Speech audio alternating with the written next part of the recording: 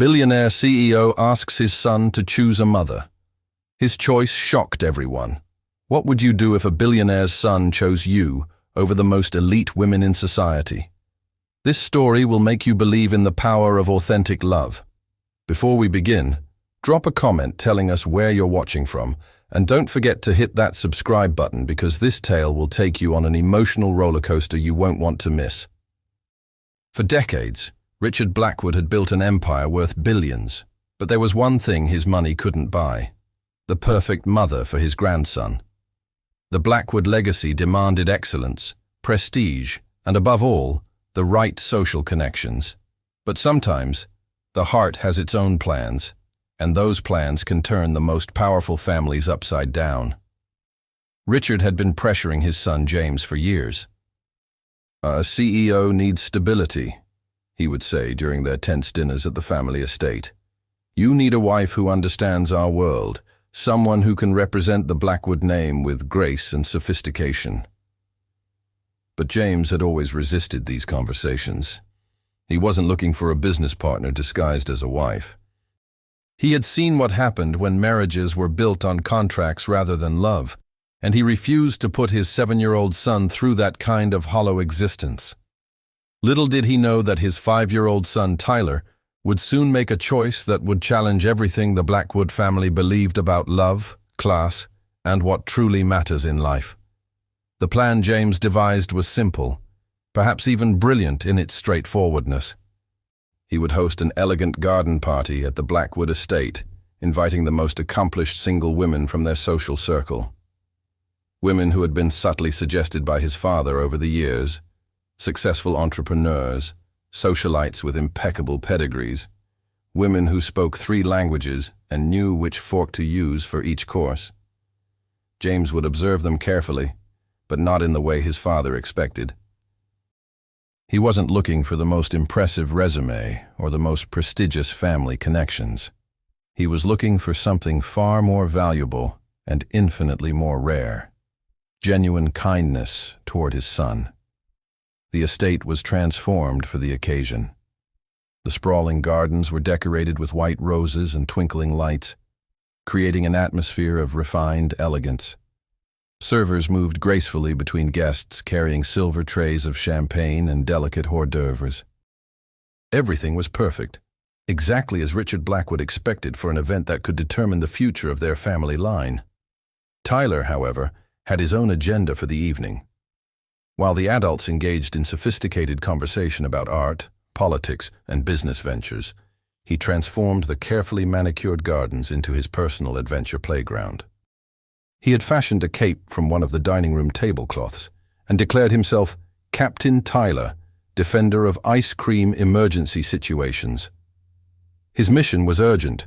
Several imaginary ice cream cones were in grave danger of melting, and only he could save them. The guests watched with various degrees of amusement and mild horror as Tyler slid down the marble banister of the main staircase, used the ornamental fountain as a spaceship launch pad, and conducted important surveillance operations from behind the precisely trimmed hedges with a toy telescope he'd painted to look like a professional spy gadget. "Tyler, darling," called Victoria Sterling, a stunning blonde philanthropist who ran 3 charitable foundations and spoke fluent French. She approached him with the kind of practiced smile she used at fundraising galas. "Wouldn't you like to have a sophisticated mother like me? Someone who could teach you about art and culture?" Tyler paused in his mission to rescue a plastic dinosaur from what he had declared was a lava pit, actually the koi pond. "I'd rather have a rocket ship that shoots cotton candy," he replied matter-of-factly, and promptly returned to his rescue operation. Dr. Catherine Morrison, a brilliant surgeon who also happened to be a classical pianist, tried next. She had brought what she considered an educational gift, an organic chemistry set designed for young minds. "Tyler, I brought you something that will stimulate your intellectual development. Would you like to learn about molecular structures?" Tyler examined the gift with the seriousness of a scientist, then looked up at her with genuine curiosity. "And does it taste like Brussels sprouts mixed with homework?" When Dr. Morrison looked confused, Tyler shrugged and returned to his fort, which he had constructed out of patio cushions, and declared Tyler's command center for very important secret missions. The evening continued with similar interactions. Each accomplished woman attempted to connect with Tyler, and each encounter followed the same pattern. Tyler would listen politely, respond with the innocent honesty that only children possess, and then return to his elaborate fantasy games. But James noticed something troubling. Not one of these women seemed to understand that Tyler was simply being Tyler. Instead of appreciating his creativity and boundless imagination, they looked at him as if he were a puzzle to be solved or a problem to be managed. Meanwhile, in the estate's professional-grade kitchen, Riley Chen was fighting her own battle against what she had privately dubbed the sauce of mass destruction. She was part of the catering crew that had been hired for the evening, and she was currently trying to prevent a red wine reduction from becoming a culinary disaster. As a freelance chef who worked events to pay the bills while building her catering business, Riley had learned to expect the unexpected. But she hadn't expected the sauce to develop what appeared to be a rebellious personality. "Come on, don't do this to me," she whispered to the bubbling pot. "I've already worked 2 other events today, and I really need this job to go smoothly." The rent on her tiny apartment was due in 3 days, and this gig was supposed to cover it with a little left over for groceries.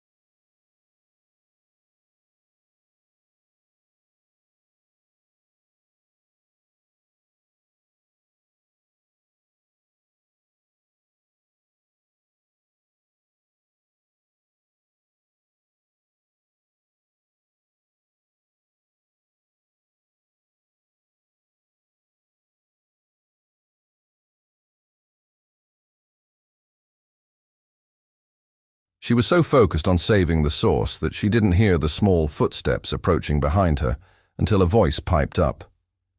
"Are you talking to your food? Because that's actually pretty smart. I talk to my goldfish all the time, and he's an excellent listener."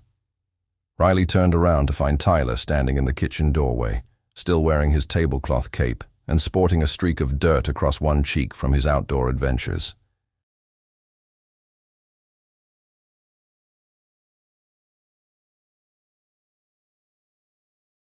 His bright blue eyes were filled with genuine curiosity, not the polite disinterest she had witnessed from the adults throughout the evening. "Well, hello there," Riley said, unable to suppress a smile. "I'm Riley. Are you supposed to be in the kitchen, or are you on another secret mission?" "I'm Tyler, and I'm definitely on a mission. I'm looking for someone who might have cookies or maybe even—" He lowered his voice to a conspiratorial whisper, "chocolate chip pancakes. Do you know anyone who might have access to those kinds of top-secret snacks?" Riley laughed, and the sound was so genuine that Tyler immediately decided he liked her. "Pancakes aren't exactly on tonight's fancy menu, but I happen to be a pancake specialist. If you can keep it between us, I might be able to make some magic happen." Tyler's eyes widened with the kind of excitement usually reserved for Christmas morning. "You can make pancakes, real ones, not the frozen kind that taste like cardboard." "Not just real ones," Riley said, turning down the heat on the now behaving sauce. "I make pancakes that are practically legendary."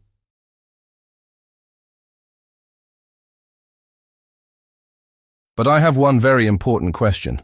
Are you prepared for pancakes that might be so good they could spoil you for all other pancakes forever?" Tyler nodded so vigorously that his cape fluttered dramatically behind him.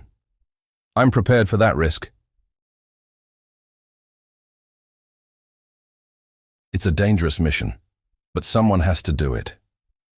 20 minutes later, Tyler was sitting on an overturned crate in the kitchen, which Riley had declared his royal pancake throne, eating what he would later describe to his father as the most amazing pancakes in the history of the universe, and probably some other universes too. "And these are officially better than anything I've ever eaten," Tyler announced, speaking around a mouthful of pancake. "And one time our old nanny accidentally made pancakes with potato chips instead of chocolate chips because she grabbed the wrong bag." Riley nearly choked on her own bite of pancake from laughing. "Well, I can promise you these are definitely chip-free. But tell me about yourself, Tyler." Riley had managed to whip up a batch using ingredients she found in the estate's massive pantry, and she'd even found some fresh berries to create a simple but delicious topping.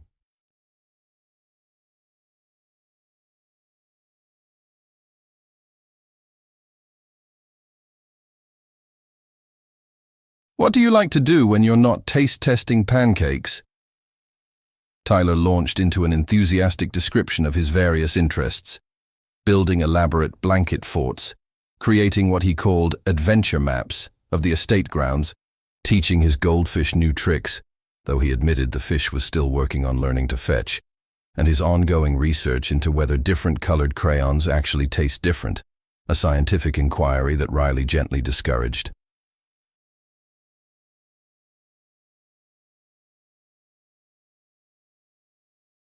"You're different from the fancy ladies at the party," Tyler observed, swinging his legs from his makeshift throne. "You actually listen when I talk, and you don't smell like you fell into a perfume store. Plus, you gave me a crown."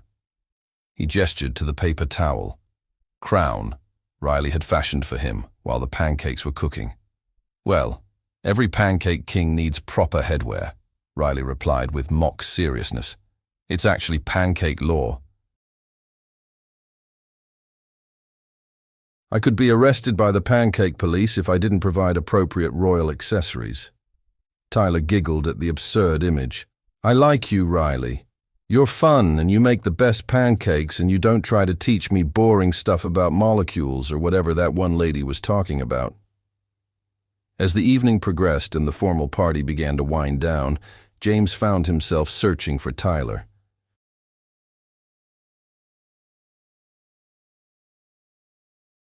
He had been watching the interactions between his son and the various women throughout the night, and he was growing increasingly concerned.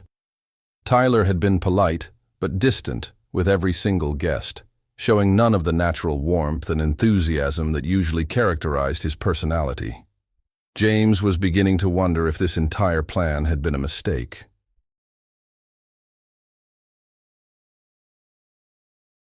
He finally found Tyler in the kitchen, where he was helping Riley clean up while regaling her with a detailed explanation of his theory that different-shaped pasta pieces had different personalities.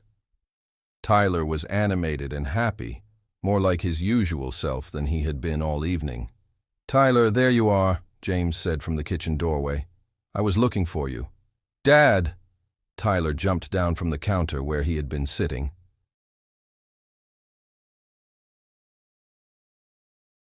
"You have to meet Riley. She makes magic pancakes and she knows about pasta personalities, and she didn't even laugh when I told her about my goldfish's training program." James looked at Riley, who was clearly trying to balance being friendly with maintaining appropriate professional boundaries. She was pretty in a natural, understated way that was completely different from the polished glamour of the evening's other guests.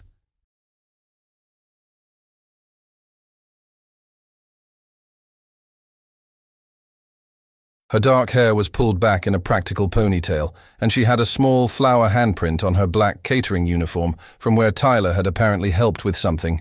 "Ms." James began. "Chen. Riley Chen," she replied, wiping her hands on a kitchen towel. "I hope it was all right that Tyler visited the kitchen."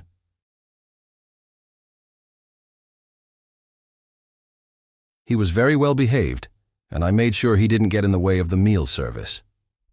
"Riley makes the best pancakes in the world," Tyler announced. "Maybe even in the galaxy. We haven't tested any space pancakes yet, so we can't be completely sure about the universe record. James found himself smiling despite the formal setting. High praise indeed.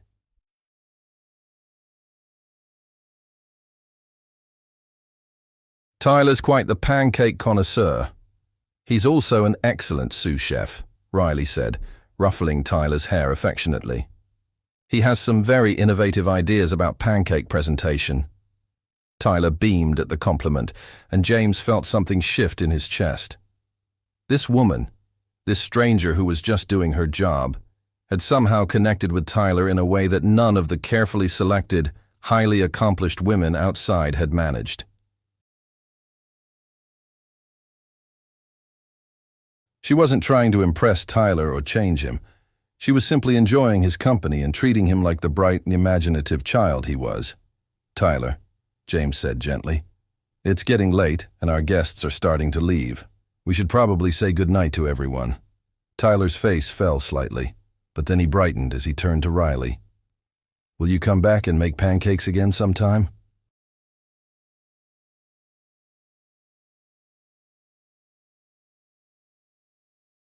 "I promise I'll share my goldfish training techniques with you.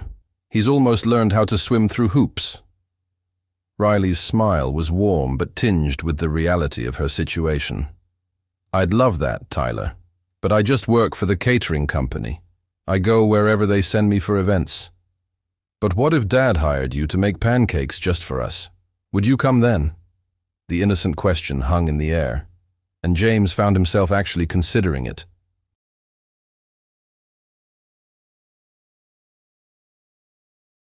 But Riley quickly stepped in to manage Tyler's expectations. "That's very sweet, Tyler, but your dad probably has his own chef who makes all your meals. I'm sure they make excellent pancakes too." "Our chef makes okay pancakes," Tyler said diplomatically, "but they don't have personality like yours do. And he definitely doesn't know about pasta feelings." James made a mental note to ask Tyler what exactly pasta feelings meant, but for now, he guided his son toward the door. "Come on, champ. Let's let Miss Chen finish her work." "Thank you for the pancakes, Riley," Tyler called over his shoulder as they left the kitchen.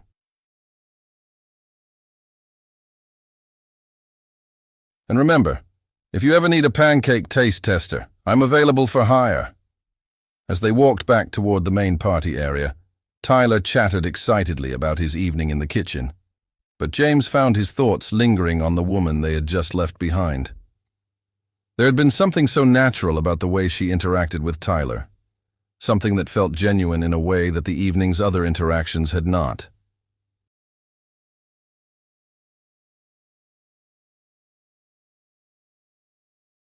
The last of the guests were indeed preparing to leave, and James dutifully made the rounds, thanking everyone for coming and engaging in the kind of polite small talk that these events required. But his mind kept drifting back to the kitchen, to Tyler's animated conversation about pancake personalities and pasta feelings, and to the way Riley had looked at his son, not as a miniature adult to be impressed or a problem to be solved, but simply as a delightful child worthy of attention and respect.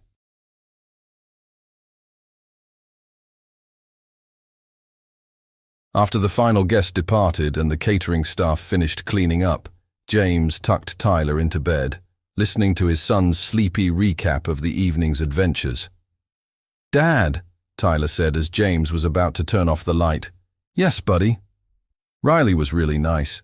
She didn't try to make me act different or teach me stuff I don't care about. She just liked me the way I am." James felt his heart clench at the simple honesty in Tyler's voice.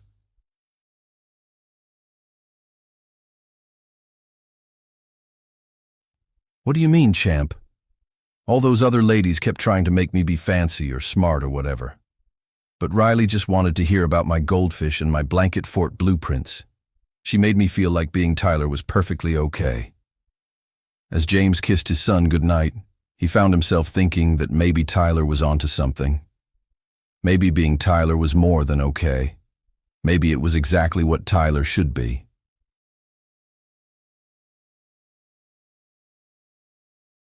The next morning brought an unexpected phone call. James was in his home office, reviewing contracts, when his assistant Patricia buzzed through on the intercom. "Mr. Blackwood, there's a call for you from Premium Events Catering. They say it's regarding last night's service."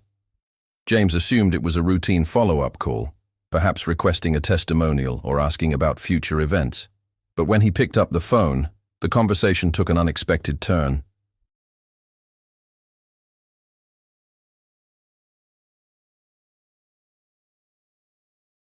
"Mr. Blackwood, this is Jennifer Martinez from Premium Events. I'm calling because we had a small incident last night involving one of our staff members, and I wanted to address it personally." An incident? James was puzzled. The evening had gone smoothly from his perspective. "One of our chefs, Riley Chen, apparently spent significant time with your son instead of focusing on her assigned duties. Several of our other staff members reported that she was making unauthorized food, pancakes, I believe, and entertaining your child instead of maintaining professional boundaries. I want to assure you that this behavior is not typical of our company, and Ms. Chen has been terminated effective immediately." James felt a surge of indignation that surprised him with its intensity. "Mrs. Martinez, I think there's been a misunderstanding. Mrs.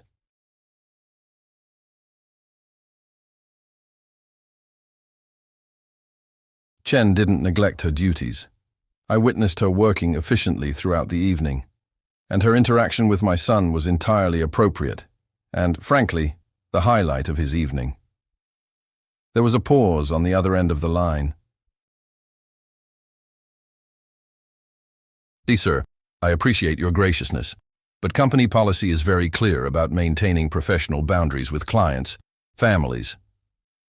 What if the client specifically requested her services again?" James heard himself ask. "I'm sorry, sir, but as I mentioned, Ms. Chen is no longer with our company." After ending the call, James sat in his office for several minutes, staring out the window at the garden where Tyler was currently conducting what appeared to be a very serious training session with a squirrel. The injustice of the situation bothered him more than he cared to examine. Riley had been fired for being kind to his son, for treating Tyler with the sort of genuine warmth that should be celebrated, not penalized.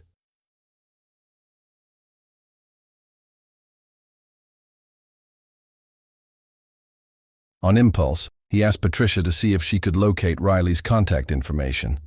It took most of the afternoon and several phone calls, but eventually, they tracked down her personal number. Riley was in her tiny apartment, stress-eating leftover pancake batter straight from the bowl while scrolling through job listings on her laptop, when her phone rang.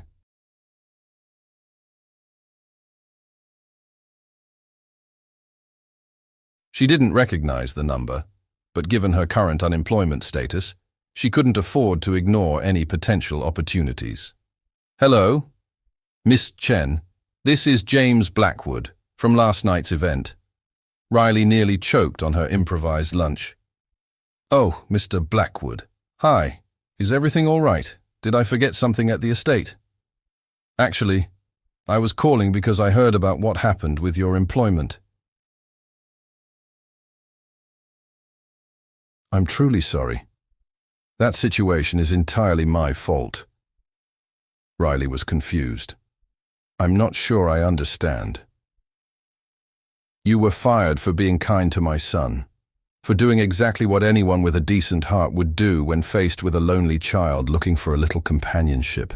It's unjust, and I feel responsible." Riley sank onto her second-hand couch, phone pressed to her ear.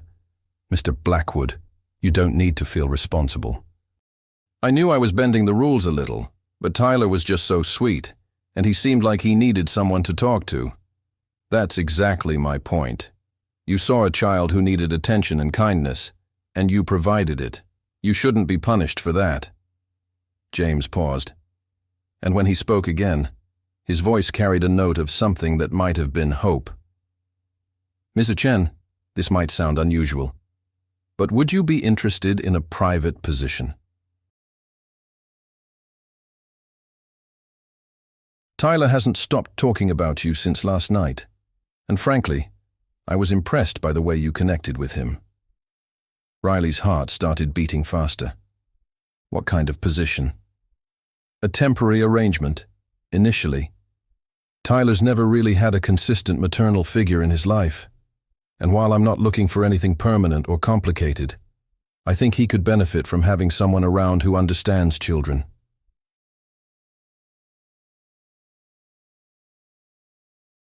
Someone who gets that a 7-year-old doesn't need to be molded into a miniature adult. The offer was tempting, more tempting than Riley wanted to admit. The money would solve her immediate financial problems, and she had genuinely enjoyed Tyler's company. But something about the situation made her cautious. Mr. Blackwood, can I ask what happened to Tyler's mother? There was a long pause. She died in childbirth. Tyler's never known her, and I've been raising him alone with the help of various nannies and housekeepers. None of them have really connected with him the way you did last night. Riley felt her heart ache for both father and son. I'm so sorry for your loss. Thank you. Tyler's never had someone who encouraged his imagination the way you did last night.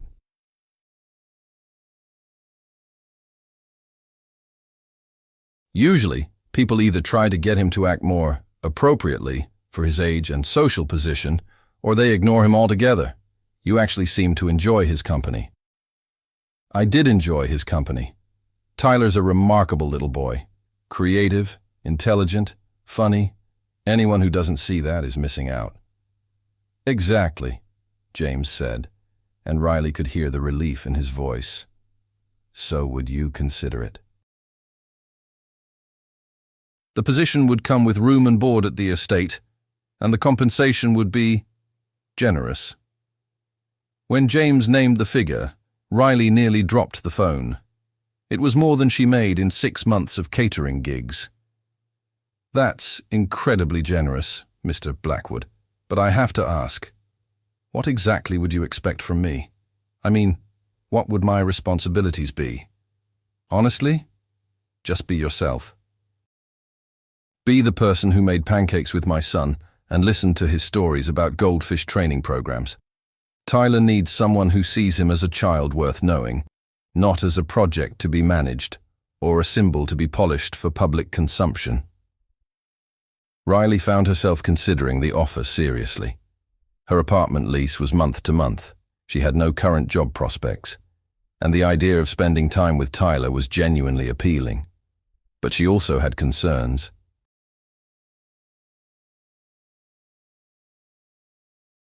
Mr. Blackwood, I appreciate the offer, but I want to be clear about something.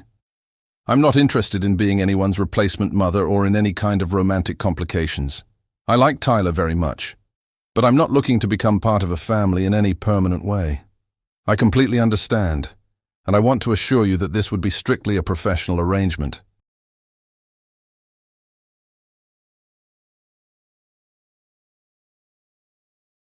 I'm not looking for a wife or a mother for Tyler. I'm looking for someone who can be a positive influence in his life without trying to change who he is. Riley thought about her current situation. Unemployed, behind on bills, with no immediate prospects. Then she thought about Tyler's bright eyes and enthusiastic chatter about pasta personalities. The decision, when it came, surprised her with its clarity. All right, Mr. Blackwood, I'll try it. But I have some conditions. Name them. First, this is a trial arrangement. If either of us decides it's not working out, I can leave with 2 weeks. Notice? No questions asked. Agreed. Second, I maintain my independence. I'll have my own space, my own schedule when I'm not needed, and the right to see my own friends and maintain my own life outside of this arrangement. Of course. Third, if Tyler's grandfather or anyone else in your family has a problem with me being there, I'm not going to be the source of family drama.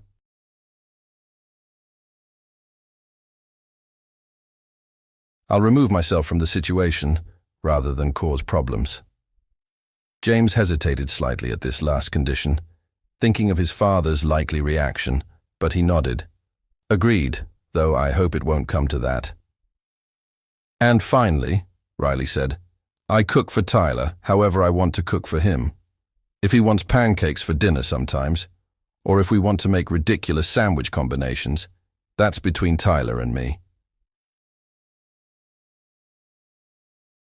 I'm not going to force him to eat caviar and discuss stock portfolios. James laughed, and the sound was warm and genuine. Miss Chen, I think you might be exactly what Tyler needs. When can you start? Give me a week to get my affairs in order and pack my things. Will that work? Perfect. And Miss Chen? Yes, thank you. I have a feeling this is going to be good for all of us. After ending the call, Riley sat in her quiet apartment and wondered what she had just agreed to. Moving into a billionaire's estate to take care of his son was definitely not something she had ever imagined herself doing. But there had been something in James Blackwood's voice, a combination of hope and vulnerability, that made her want to help. And Tyler was special.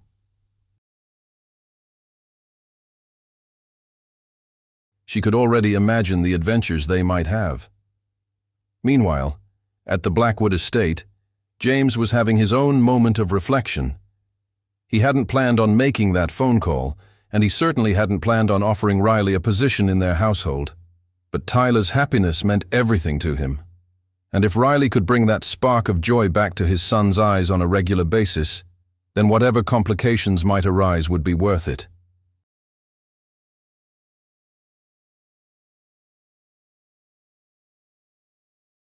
He just hoped his father would see it that way.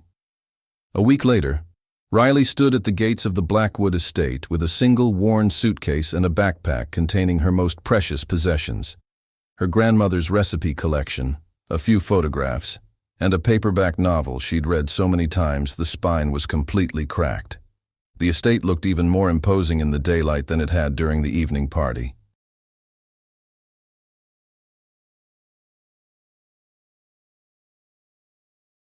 The house itself was a masterpiece of classical architecture, with soaring white columns and perfectly symmetrical wings extending from the central structure.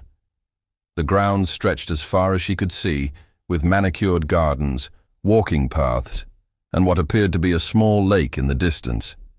A uniformed man with impeccable posture and a kind face opened the front door before she even had a chance to knock. Ms. Chen, I presume. I'm Harrison, the family's butler. Mr. Blackwood is expecting you. Riley followed Harrison through the front entrance, trying not to gawk at the crystal chandelier hanging above them or the artwork lining the walls. Everything spoke of wealth and taste accumulated over generations. Your accommodations are in the West Wing, Harrison explained as they walked. You'll have a suite with a sitting room, bedroom, and private bathroom. Mr. Blackwood thought you might appreciate having your own space. That sounds perfect. Thank you.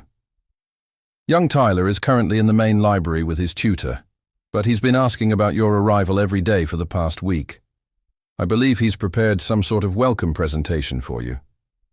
Riley smiled. A presentation. That sounds very Tyler. Harrison's formal demeanor cracked slightly, revealing a hint of amusement. Master Tyler is certainly unique. I think you'll find that living here is never boring. They climbed a beautiful curved staircase to the second floor, and Harrison led her down a hallway lined with family portraits.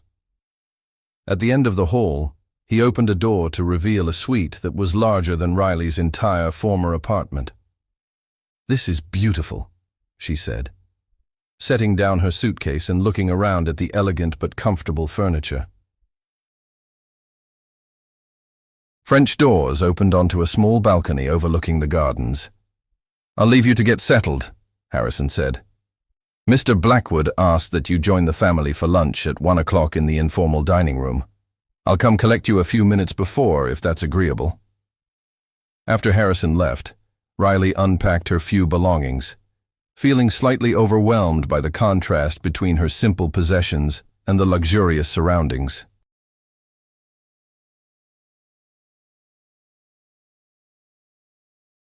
But when she looked out the balcony doors and saw Tyler in the garden below, teaching what appeared to be an elaborate game to a patient golden retriever, she felt her anxiety ease. Whatever this arrangement brought, at least she'd be able to spend time with that remarkable little boy. Lunch was served in what the Blackwoods called the informal dining room, though it was still elegant enough to grace the cover of a home design magazine.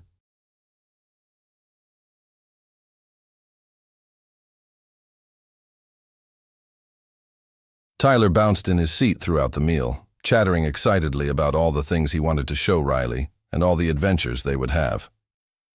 "I've been working on a map of all the best hiding places on the estate," he told her between bites of what Harrison had quietly informed her was a $20 per pound imported cheese. "And I found a family of rabbits living near the old garden shed."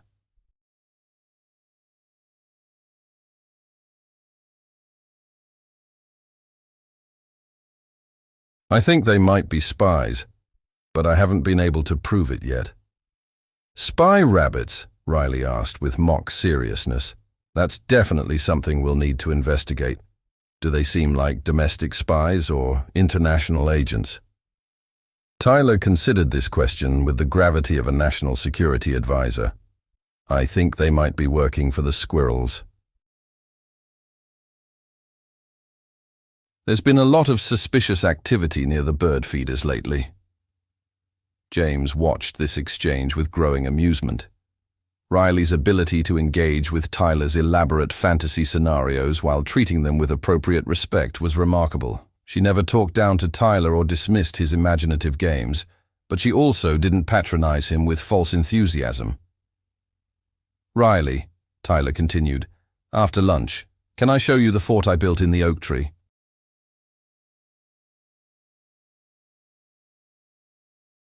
"And maybe we can work on some new pancake recipes. I've been thinking about pancakes with different shapes. Maybe triangle pancakes or even star-shaped ones." "I think that sounds like an excellent afternoon plan," Riley agreed. "Though I have to warn you, I've never attempted star-shaped pancakes before. It might require some scientific experimentation." "I love scientific experimentation," Tyler exclaimed.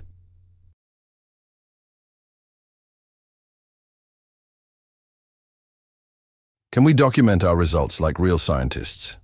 "Absolutely. Every good pancake scientist keeps detailed records."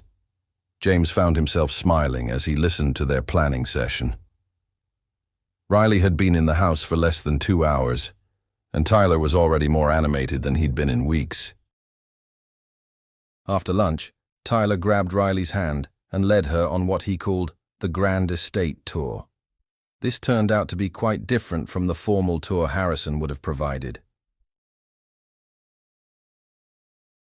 Tyler's version included all the best climbing trees, the secret passageway between the library and the music room, which Riley suspected was actually just a service corridor, the echo chamber in the main stairwell where Tyler liked to practice his dramatic proclamations, and the kitchen garden where he was conducting what he called vegetable personality research.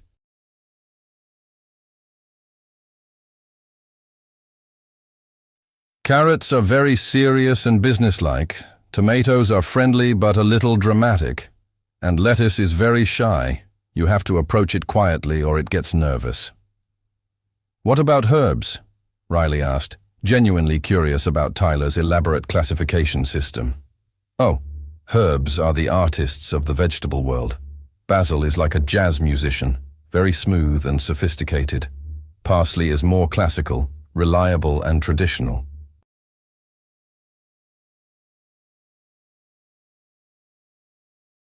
Each type of vegetable has its own character," Tyler explained earnestly, as they walked between rows of herbs and vegetables.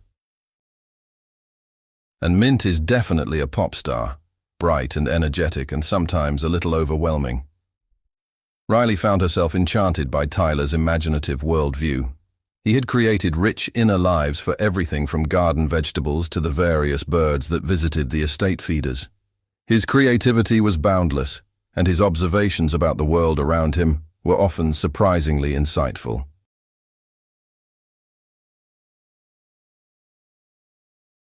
They spent the afternoon exploring, and Riley was amazed by how much there was to discover on the estate grounds. There were formal gardens and wild areas, walking trails and hidden clearings, even a small greenhouse where Tyler informed her he was conducting top-secret botanical experiments. When they finally made their way to the kitchen for the promised pancake research session, Riley was surprised to find it empty, except for a note from the estate's head chef giving them free rein of the space.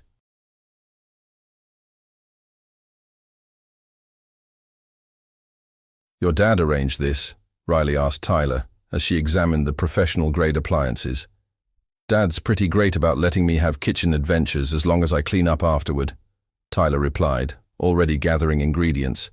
"He says creativity is important, even in cooking."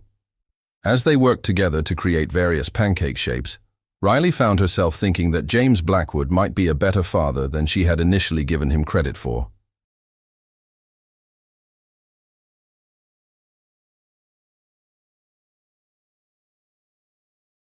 The kitchen filled with laughter as they attempted increasingly ambitious pancake designs, with varying degrees of success.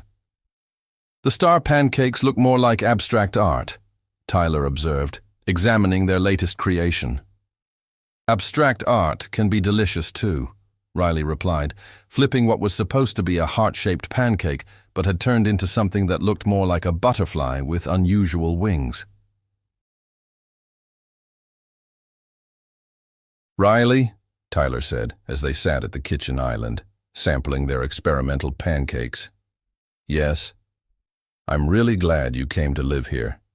It's been more fun today than I've had in a really long time." Riley felt her heart melt a little. "I'm glad I came too, Tyler. You're pretty excellent company. Even when I talk too much about vegetable personalities and spy rabbits. Especially then. The world needs more people who notice the personalities of vegetables and are alert to potential rabbit espionage." Tyler giggled, and the sound filled the large kitchen with warmth. Riley was beginning to understand why James had been so concerned about finding the right person to be part of Tyler's life. This little boy was special, creative, intelligent, and incredibly sweet.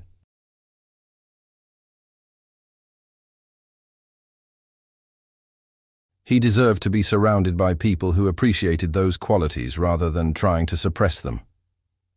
As evening approached and Tyler reluctantly headed upstairs for his bath and bedtime routine, Riley found herself in the estate's library, curled up in a comfortable armchair with a book.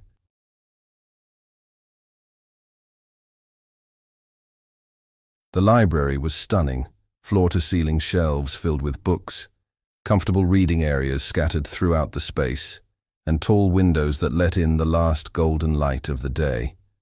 She was so absorbed in her reading that she didn't notice James enter the library until he cleared his throat softly. "How was your first day?" he asked, settling into a chair across from her.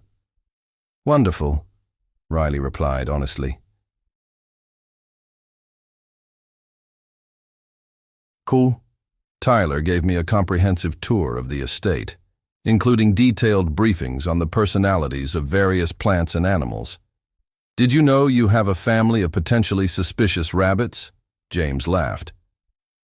"I had heard rumors about possible rabbit surveillance activities. Tyler's been monitoring the situation for weeks. He's an amazing kid, Mr. Blackwood. Creative, intelligent, observant. You should be very proud. I am proud of him.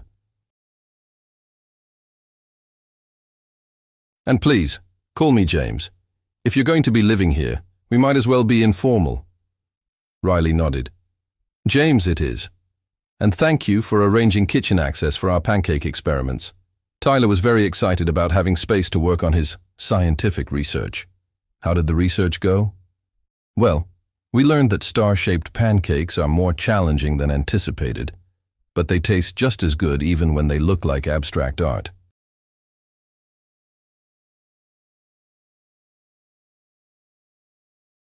Tyler's already planning tomorrow's experiments.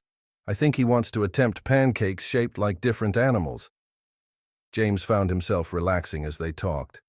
Riley's enthusiasm for Tyler's projects and her respect for his son's creativity were evident in every word.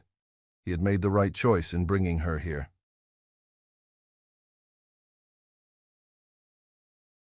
"Riley," he said after a comfortable pause, "I want you to know that I don't have any specific expectations for how you spend your time with Tyler.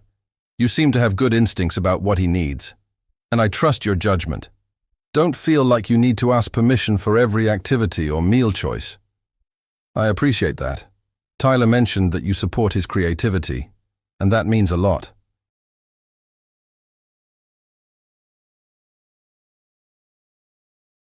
Some parents would be concerned about a 7-year-old who talks to vegetables and conducts espionage surveillance on local wildlife. Tyler's imagination is one of his greatest strengths. The world has enough people who think inside conventional boundaries. I'd rather raise a son who sees possibilities that others miss. Riley smiled.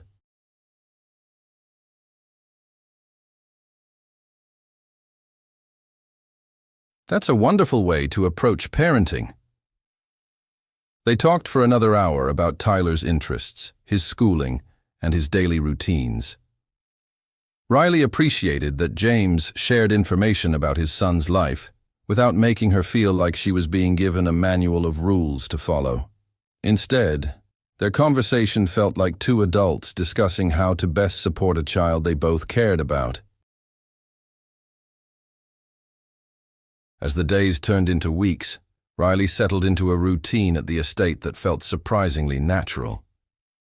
Mornings often began with Tyler appearing at her door, sometimes as early as dawn, ready to share whatever dream he'd had or idea he'd conceived during the night. Riley learned to keep a notebook by her bed to record Tyler's various theories and observations, which ranged from scientifically curious to completely fantastical.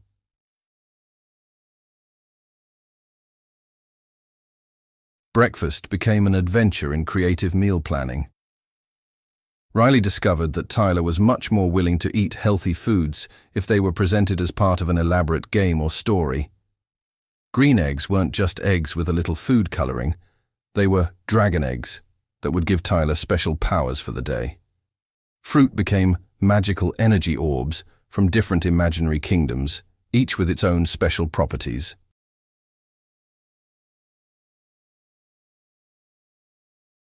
Their morning explorations of the estate grounds turned into educational adventures. Tyler's interest in the natural world around him provided endless opportunities for learning about biology, ecology, and even basic physics. When they started building elaborate marble runs using natural materials they found in the gardens. Riley found herself genuinely excited to wake up each morning, curious about what Tyler would want to explore or create that day.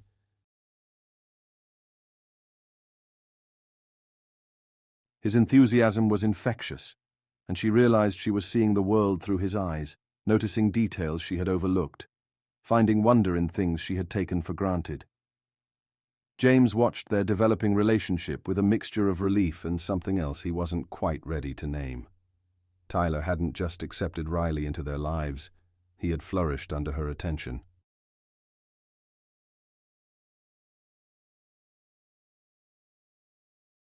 His son was more confident, more articulate, and somehow even more creative than before. But beyond Tyler's obvious happiness, James found himself looking forward to the dinner conversations, where Riley would share stories about their day's adventures. There was something about Riley's perspective on the world that James found refreshing. She approached life with curiosity and humor, finding joy in simple pleasures and treating everyday experiences as potential adventures. In a world where James was accustomed to people trying to impress him or gain something from him, Riley's genuine nature was like a breath of fresh air. But James was careful to maintain appropriate boundaries.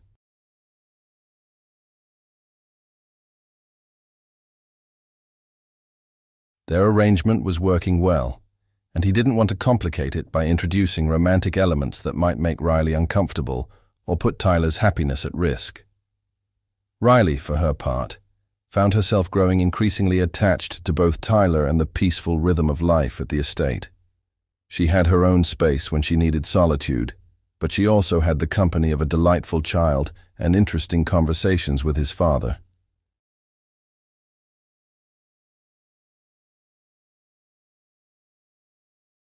The work didn't feel like work. It felt like spending time with a family she was growing to care about. The only shadow on the horizon was Richard Blackwood, James's father, who had been traveling on business since before Riley's arrival. James had mentioned that his father would be returning soon, but he had been somewhat vague about how Richard might react to the new arrangement.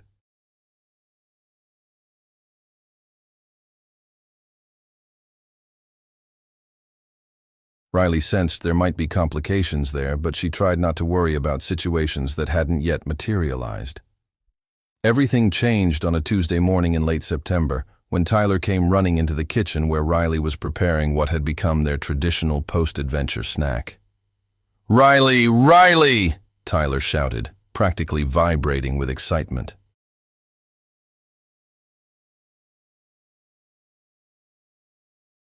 "Guess what Dad told me?" "What's got you so excited, adventure buddy?" Riley asked, turning from the counter where she was arranging apple slices into the shape of a flower garden. Tyler had recently developed an interest in food art. "Dad's taking us to the fall festival downtown this weekend. There's going to be a pumpkin carving contest, and apple cider, and a maze made out of hay bales, and maybe even live music."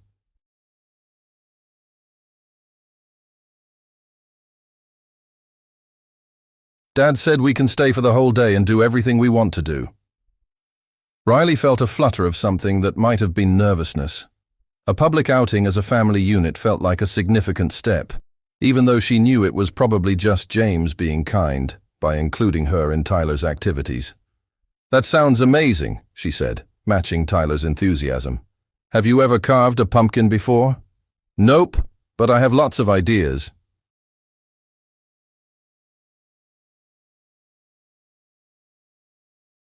"I want to make one that looks like a friendly dragon, or maybe a spaceship, or possibly a pumpkin that looks like it's laughing.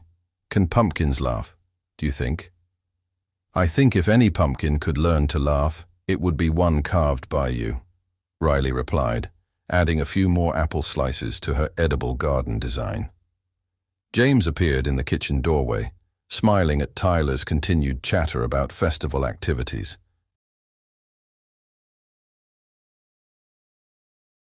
"I see Tyler's shared the news about our weekend plans. He's very excited," Riley said. "It sounds like fun. Are you sure you want me to tag along, though? This seems like a father-son adventure." "Are you kidding?" Tyler jumped in before James could respond.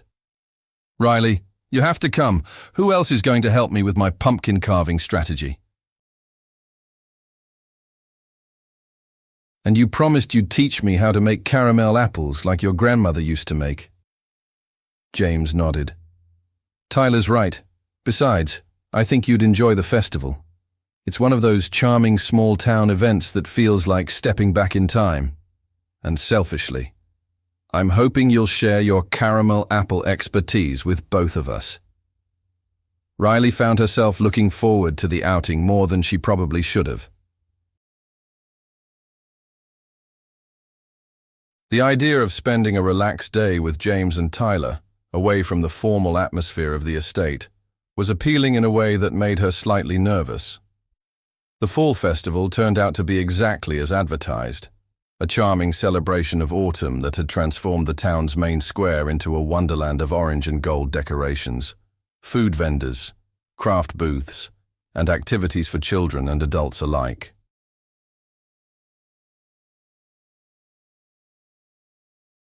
The air smelled of cinnamon, wood smoke, and the crisp scent of fallen leaves. Tyler was practically bouncing with excitement as they walked through the festival grounds, trying to decide which activity to tackle first. He was wearing his favorite sweater, a bright blue one with a cartoon dinosaur that Riley had helped him pick out during a recent shopping trip, and carrying a small notebook to document their festival research. "Okay," Tyler announced, consulting his notebook with the seriousness of a military strategist. I think we should start with reconnaissance.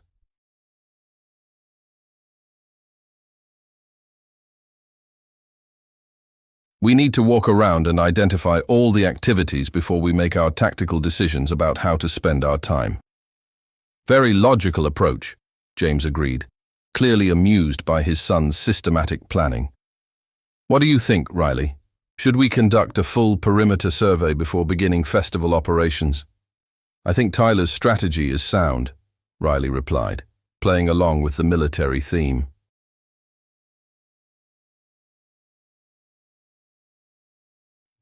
Though I should mention that my grandmother always said the key to any successful festival experience was to sample the food vendors early, before the best items sell out. Tyler's eyes widened. Food reconnaissance. Yes, that should definitely be our first priority. Dad, Riley's grandmother, was obviously a festival expert. As they wandered through the festival, stopping to watch a bluegrass band and examine the various craft booths, Riley found herself relaxing into the experience. James was different away from the estate, more casual, more openly affectionate with Tyler, more inclined to laugh at his son's elaborate observations about the festival attendees and activities. He's already becoming attached to you, and the longer this continues, the more difficult it will be for him when you inevitably leave. Riley left the study feeling shaken and angry. Richard Blackwood saw Tyler as a legacy to be preserved rather than a child to be loved and nurtured.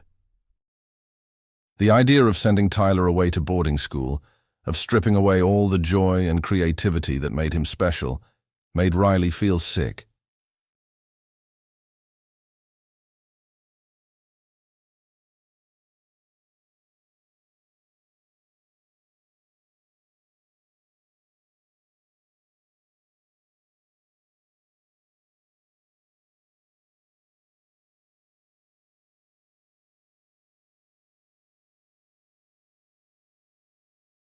Riley worked on her own pumpkin nearby, carving a simple but elegant design of oak leaves and acorns. James had chosen to create what Tyler dubbed the most professional-looking pumpkin in the history of pumpkins, featuring a classic geometric pattern that showcased his engineering background. "Dad," Tyler said as they admired their completed pumpkins, "your pumpkin looks like it could be in a magazine." "Thank you, buddy. Riley's pumpkin looks like it belongs in a fairy tale." "What about your pumpkin?" Riley asked. Tyler studied his creation seriously. "Mine looks like what would happen if a very creative alien tried to make friends with Earth people."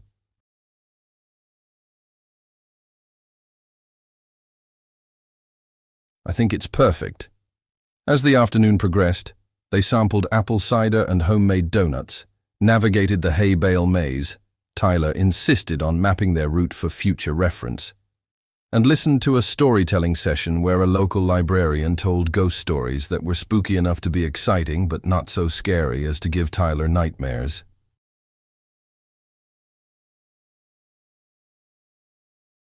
The highlight of the day came when Tyler spotted a small stage where children were invited to showcase their talents. Without hesitation, he signed up to perform what he announced as an original song about the secret lives of autumn leaves. Riley and James watched from the audience as Tyler took the stage with complete confidence and began singing an improvised song about how different colored leaves had different personalities and adventures as they fell from their trees. His performance was creative, charming, and completely uninhibited. The audience loved it, giving him enthusiastic applause when he finished with an elaborate bow. "Where did that come from?" James asked Riley as Tyler bounced down from the stage, beaming with pride. "I think Tyler's always been a performer," Riley replied. "He just needed an audience that would appreciate his creativity." "You did that for him," James said quietly. "You gave him the confidence to be himself in front of other people." Riley felt a warm flush at the compliment, but before she could respond, Tyler was back, chattering excitedly about his performance and asking if they could stay for the evening's live music. As the sun began to set and the festival lights twinkled to life, they found a spot on the grass near the main stage to listen to the featured band.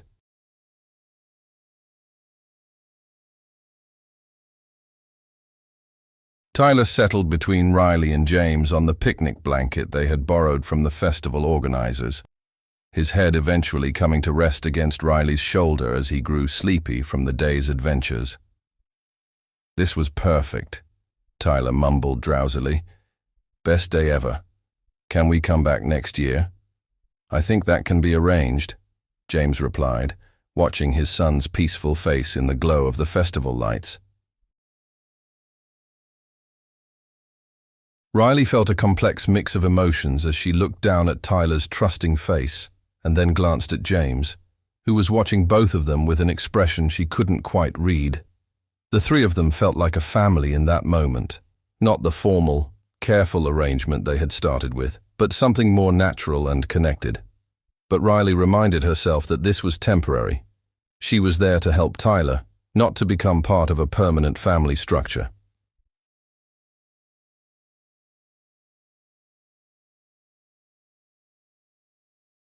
No matter how right it felt in moments like this, she couldn't let herself forget the boundaries they had established. Still, as they drove home through the quiet countryside with Tyler asleep in the back seat and the car filled with the comfortable silence of a day well spent, Riley allowed herself to imagine, just for a moment, what it would be like if this was her real life instead of just a beautiful interlude.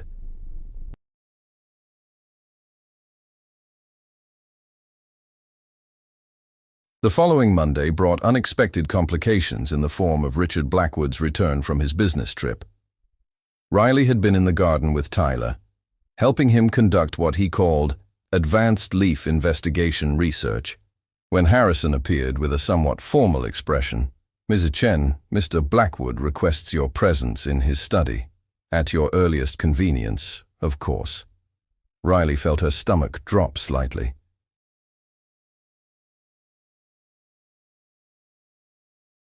She had been dreading this meeting, knowing that James's father would likely have opinions about her presence in the household. "Tyler, why don't you continue your leaf research while I go talk to your grandfather? I'll be back soon." "Is Grandpa Richard being scary again?"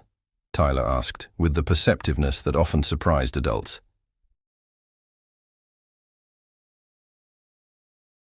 "Because he gets grumpy when he travels.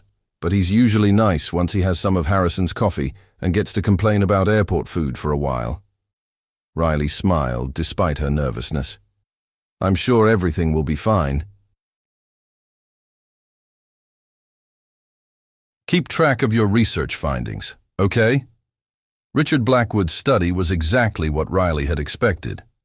Dark wood paneling, expensive leather furniture, and walls lined with awards. Photographs of Richard with various political and business figures, and diplomas from prestigious universities. Richard himself was an imposing man in his 70s, with steel-gray hair and sharp blue eyes that seemed to take in everything at once. Ms. "Chen," he said, gesturing to a chair across from his massive desk. "Please, sit down." Riley took the offered seat, trying to project confidence she didn't entirely feel. "Mr. Blackwood, I hope your trip went well." "It was productive, thank you." Richard studied her for a moment before continuing. "I understand you've been living here for several weeks now, working with my grandson." "Yes, sir. Tyler's a wonderful boy." "Indeed he is." "Tyler is the future of the Blackwood family legacy, Miss Chen. His education, his development, his preparation for the responsibilities he'll inherit, these are matters of tremendous importance." Riley sensed this was leading somewhere she wasn't going to like, but she nodded politely. "I've spoken with James about this arrangement, and while I understand Tyler seems to enjoy your company, I have concerns about the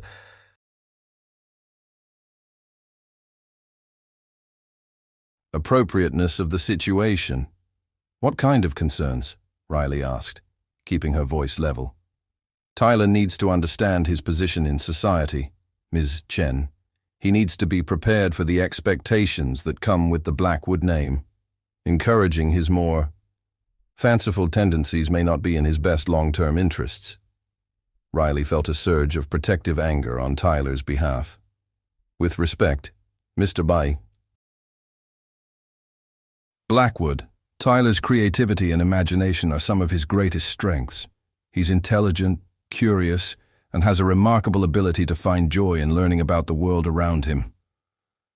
Richard's expression didn't change. Tyler will inherit one of the largest fortunes in the country, Ms. Chen.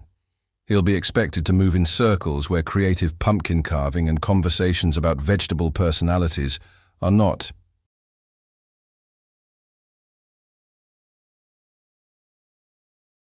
Relevant skills. I disagree, Riley said, surprised by her own boldness. Tyler's creativity means he approaches problems from unique angles. His empathy and ability to see the world from different perspectives will make him a better leader, not a worse one. The world has enough people who think like everyone else. Richard raised an eyebrow. You seem very passionate about my grandson's education for someone who has known him for such a short time. I care about Tyler's happiness and development. He's a special child who deserves to be appreciated for who he is, not molded into someone else's idea of who he should be. There was a long pause before Richard spoke again.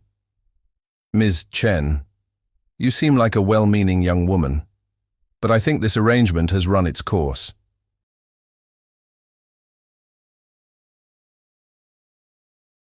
Tyler will be starting at Westfield Academy after the holidays.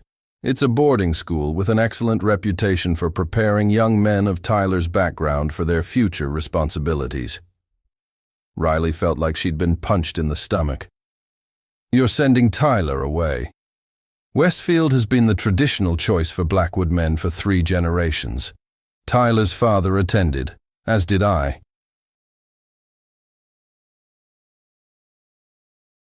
It will provide Tyler with the structure and discipline he needs, as well as connections with other children from appropriate families. Does Tyler know about this decision? James will discuss it with him when the time is appropriate. Riley stood up, no longer caring about politeness. Mr. Blackwood, Tyler is 7 years old. He's happy. He's learning. He's developing into a remarkable human being. Why would you want to send him away from everything familiar to force him into some predetermined mold? Richard's expression hardened. Because, Miss Chen, Tyler's happiness is not the only consideration here. He has responsibilities to his family name and legacy that supersede personal preferences. He's 7, Riley repeated, her voice rising slightly. He should be worrying about which books to read and whether his science experiments will work, not family legacies and social expectations. This conversation is over, Ms. Chen. I'll be discussing the timeline for Tyler's transition with James, and I think it would be best for everyone if your employment here concluded before Tyler becomes too attached to an arrangement that was always meant to be temporary. Riley felt tears of frustration and anger building behind her eyes, but she refused to give Richard the satisfaction of seeing her cry. I see.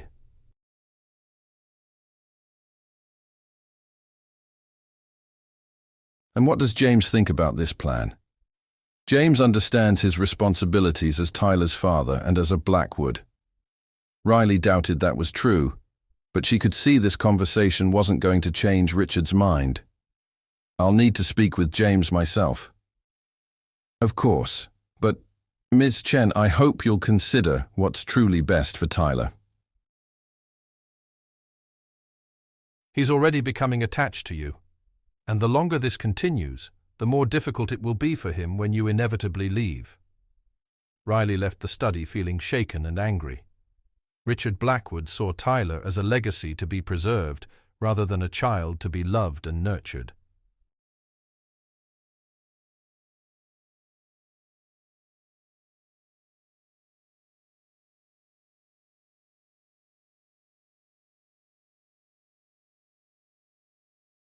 She found Tyler in the garden where she had left him, now building an elaborate fortress out of fallen branches and leaves for what he called his leaf research team. "Riley," Tyler called when he saw her. "Look what I built. It's got separate rooms for different types of leaves so they can have meetings about important leaf business." Riley managed to smile, but Tyler's perceptive nature caught the sadness she was trying to hide. "Are you okay?" "You look like you might cry. Did Grandpa Richard say something mean? Because sometimes he says things that sound mean, but he doesn't really mean them to be mean." Riley knelt down next to Tyler's leaf fortress, trying to find the right words. "Tyler, what would you think if someone told you that you were going to go to a special school where you'd live there all the time, away from home?" Tyler's face scrunched up in confusion, like a sleepaway school.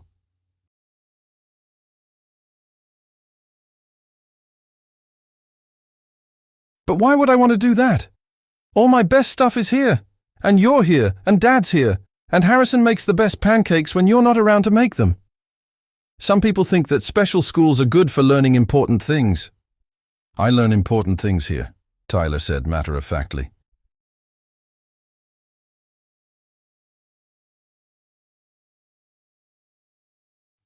I learned about photosynthesis from the garden, and I learned about physics from our marble runs, and I learned about chemistry from our pancake experiments.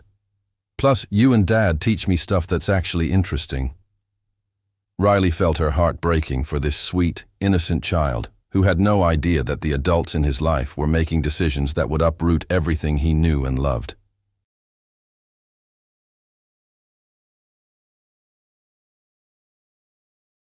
"Tyler, no matter what happens, I want you to remember that you're perfect exactly as you are. Your creativity and imagination and kindness, those are gifts that make you special. Don't let anyone convince you to hide those parts of yourself, okay?" Tyler studied her with those perceptive blue eyes. "Riley, are you going away?" "Because you're talking like people talk in movies when they're about to go away." Before Riley could answer, James appeared on the garden path, clearly looking for them. "There you are," he said, but his smile faded when he saw their serious expressions. "Is everything all right?" Tyler immediately ran to his father. "Dad, is someone trying to make Riley go away? And are you going to send me to a sleepaway school?"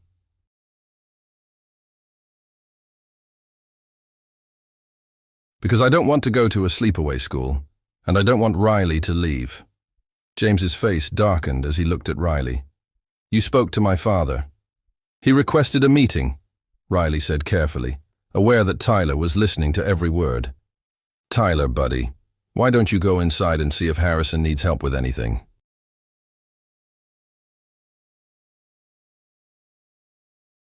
"Riley and I need to talk about some grown-up stuff." Tyler looked reluctant to leave, but he obeyed, though not before giving Riley a fierce hug. "Don't go anywhere without saying goodbye, okay?" "I promise," Riley whispered. After Tyler was out of earshot, James turned to Riley with an expression that was hard to read. "What did my father say to you?" Riley told him about the conversation, watching James's expression grow darker with each detail. When she finished, he was quiet for a long moment. "I'm sorry," he said finally.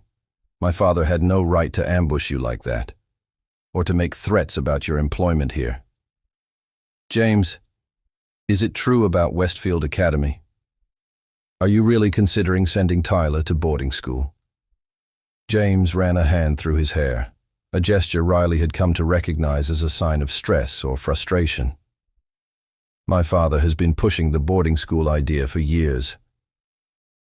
It's tradition in our family, but Tyler's not like I was at his age. I was quiet, studious, already focused on meeting expectations. Tyler is creative and joyful and so full of life. The idea of putting him in an environment that would suppress those qualities makes me sick." Riley felt a wave of relief. "So you're not going to send him away?" "I don't want to. But Riley, you have to understand the position I'm in. My father controls the family trust, the company, Tyler's inheritance. If I defy him openly, he could cut us off entirely. And you think that would be worse than sending Tyler away and crushing his spirit? James looked stricken. Of course not. I need to find a way to protect Tyler without destroying his future financial security. Riley felt a surge of disappointment.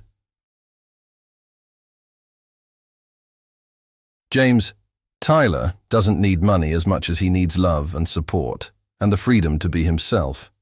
You said yourself that his creativity and imagination are some of his greatest strengths. They are, but nothing. Tyler is 7 years old, and he trusts you to protect him and make decisions that are in his best interest. Are you going to choose your father's approval over your son's happiness? Riley knew she was overstepping boundaries, but she couldn't help herself. Tyler's well-being felt more important than professional propriety. James was quiet for several minutes, looking out over the gardens where Tyler had built his leaf fortress. When he spoke again, his voice was very quiet. When Tyler's mother died, I promised myself that I would give him everything I could to make up for the loss of her love. But I've been so focused on providing him with material security that I haven't always protected the things that matter more. It's not too late, Riley said gently. Tyler knows you love him. He just needs to know that you'll choose him over other people's expectations. James nodded slowly. You're right.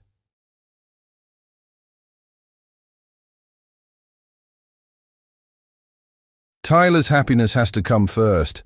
I'll talk to my father and make it clear that Tyler isn't going to boarding school.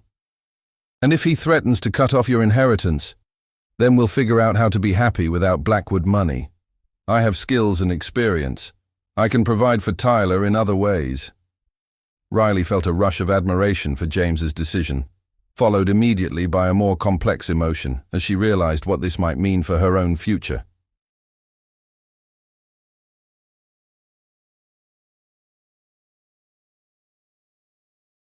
If James was willing to break with family tradition to protect Tyler's interests, where did that leave her role in their lives? James, she said carefully, what does this mean for Tyler's living situation? And for me? James looked at her with an expression that was warm, but also somewhat guarded. Tyler's living situation isn't going to change. He's staying here, where he's happy. As for you, he paused, and Riley felt her heart skip in a way that probably wasn't appropriate given their professional relationship. Riley, Tyler's never been as happy as he's been these past few weeks. You've brought something into his life that I couldn't provide alone. If you're willing to stay, I'd like this arrangement to continue indefinitely.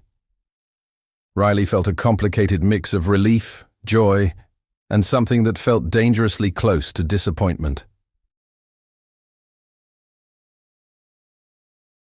James was offering her security and the chance to continue being part of Tyler's life, but he was also making it clear that this was still a professional arrangement.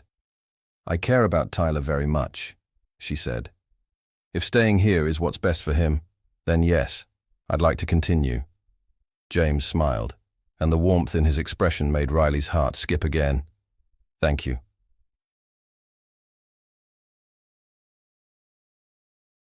Tyler's going to be so relieved. As they walked back toward the house together, Riley found herself wondering what it would be like to be part of Tyler's life, not as an employee, but as something more permanent. The thought scared her almost as much as it appealed to her.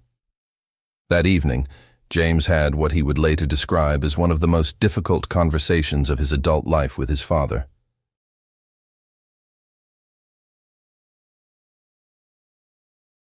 Richard was furious when James made it clear that Tyler would not be attending Westfield Academy and that Riley would be staying on indefinitely. "You're making a mistake, James," Richard said, his voice cold with disapproval. That woman has obviously influenced you, and you're allowing emotion to cloud your judgment. Tyler is my son, James replied firmly. And my judgment about what's best for him is the only one that matters. Tyler is also my grandson and the heir to the Blackwood fortune. He has responsibilities. He's 7 years old, Dad. His only responsibility right now is to learn and grow and be happy. If he chooses to take on family business responsibilities when he's an adult, that will be his decision to make. Richard's face was stony. And if I decide to change my will, if I decide that someone who makes these kinds of choices isn't fit to inherit control of the family assets. James had been prepared for this threat, but it still hit him like a physical blow. The Blackwood fortune wasn't just money. It was power, influence, and the ability to make a difference in the world. But as he thought about Tyler's bright smile and infectious laughter, the choice became clear. Then I guess Tyler and I will make our own way in the world. Some things are more important than money, Dad. Richard stared at his son for a long moment, clearly not having expected such a definitive response. In the past, the threat of financial disinheritance had always been enough to bring James back in line. You're really willing to give up everything for a temporary employee and a 7-year-old's whims. I'm willing to give up everything to protect my son's happiness and to do what I know is right.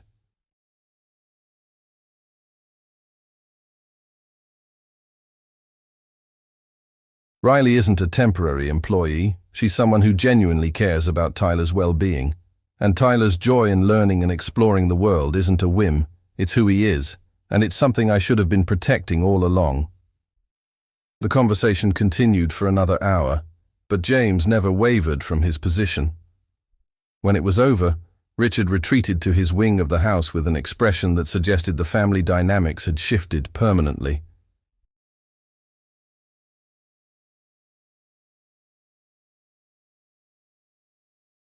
James found Riley and Tyler in the kitchen, where they were conducting what Tyler called advanced hot chocolate research to determine the optimal ratio of marshmallows to cocoa.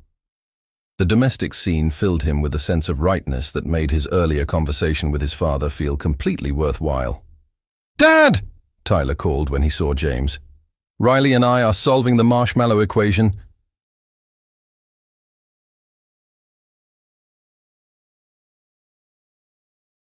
"We've discovered that 17 mini marshmallows equals approximately 3 large marshmallows in terms of melting distribution, but the flavor impact is totally different." "Fascinating research," James said, settling into a chair at the kitchen island. "What are your conclusions?" "Mini marshmallows are better for even distribution," Tyler explained seriously, "but large marshmallows are better for dramatic melting effects."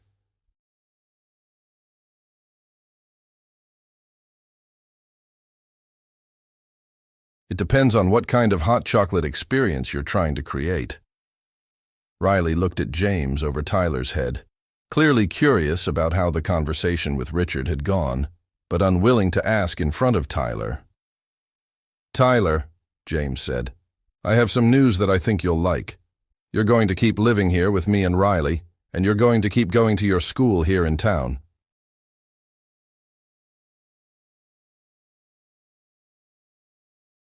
"No boarding school." Tyler's face lit up like a Christmas tree. "Really? I get to stay home and keep doing my research projects and learning about leaf personalities." "Really? I realize that you're already getting an excellent education right here, with people who care about you." Tyler threw his arms around James's neck. "This is the best news ever. Can I go tell my goldfish?"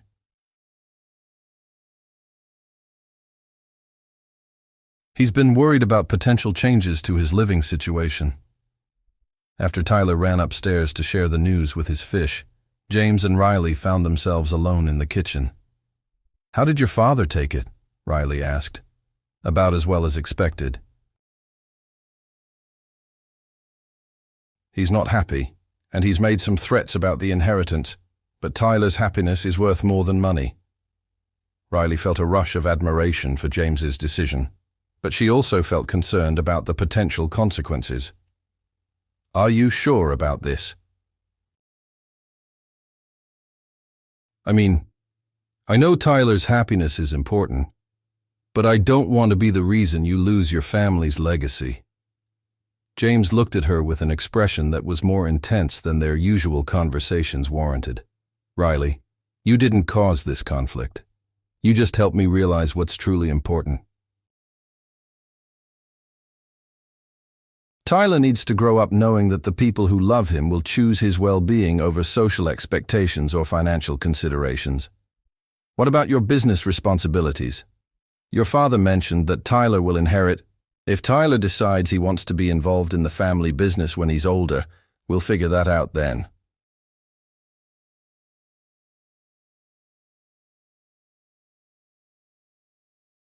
"But he shouldn't be forced into a predetermined life path when he's 7 years old."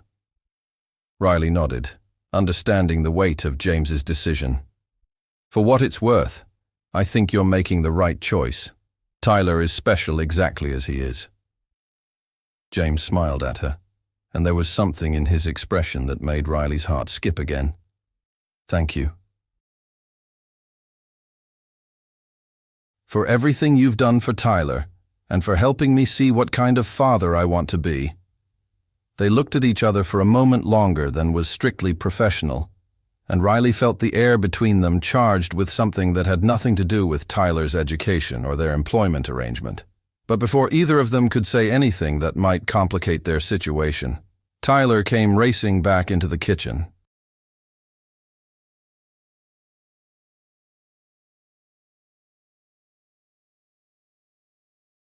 "My fish is very relieved about the housing stability," he announced, "and he wanted me to ask if we could have pancakes for dinner to celebrate. He thinks major life decisions should always be celebrated with pancakes." Riley laughed, grateful for Tyler's interruption. "Your fish has excellent priorities." "I think celebration pancakes are definitely in order." As they worked together to prepare what Tyler dubbed victory pancakes, Riley tried to ignore the way her heart felt lighter every time James smiled at her, or the way his casual touches, a hand on her shoulder, fingers brushing hers as they passed ingredients, made her think about possibilities that had nothing to do with professional boundaries.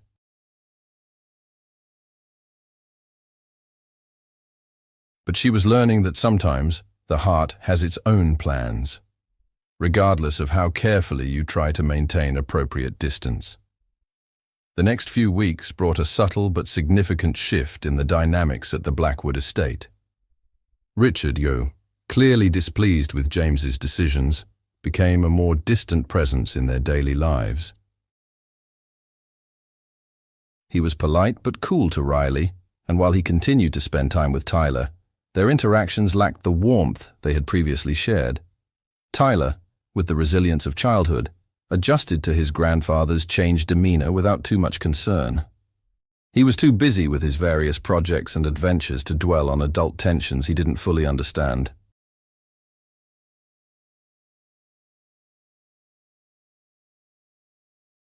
Riley and James, meanwhile, found themselves spending more time together as the autumn progressed into winter. What had started as brief conversations about Tyler's activities evolved into longer discussions about books, travel, philosophy, and their respective dreams for the future. Riley learned that James had originally wanted to be an environmental engineer before family expectations led him into business management.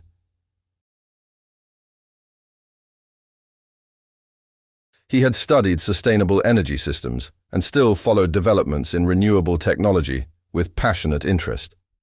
James discovered that Riley had dreams of opening her own restaurant someday, not a fancy establishment, but a warm, welcoming place where families could come for comfort food and where children would be genuinely welcome. She had been saving money from various catering jobs to eventually make that dream a reality.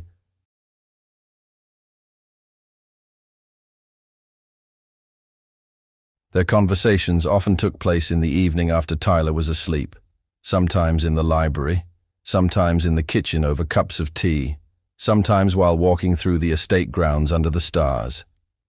They talked easily about everything and nothing, and Riley found herself looking forward to these quiet moments with an anticipation that probably wasn't entirely appropriate. But she tried to maintain perspective.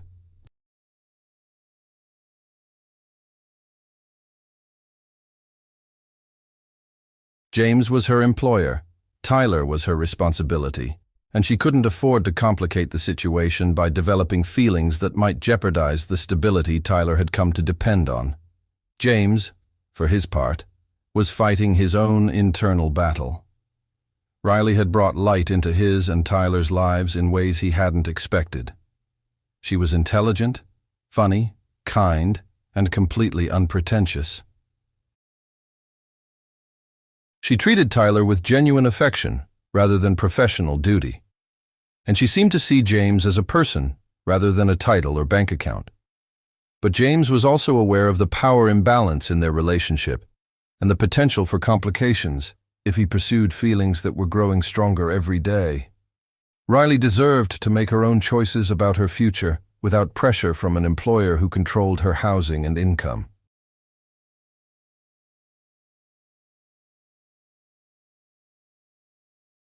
Everything came to a head on a snowy December evening when Tyler, who had been fighting a mild cold, fell asleep early on the couch in the library while Riley read him stories. Rather than waking him to carry him upstairs, Riley covered him with a soft blanket and dimmed the lights, content to stay nearby in case he needed anything.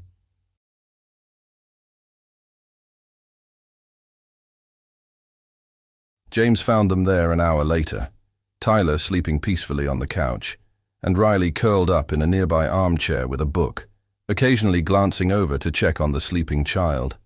The scene struck him as achingly domestic and beautiful. "He looks so peaceful," James said quietly, settling into the chair across from Riley. "He's been fighting this cold all week," Riley whispered back. "I think he finally gave in to being tired."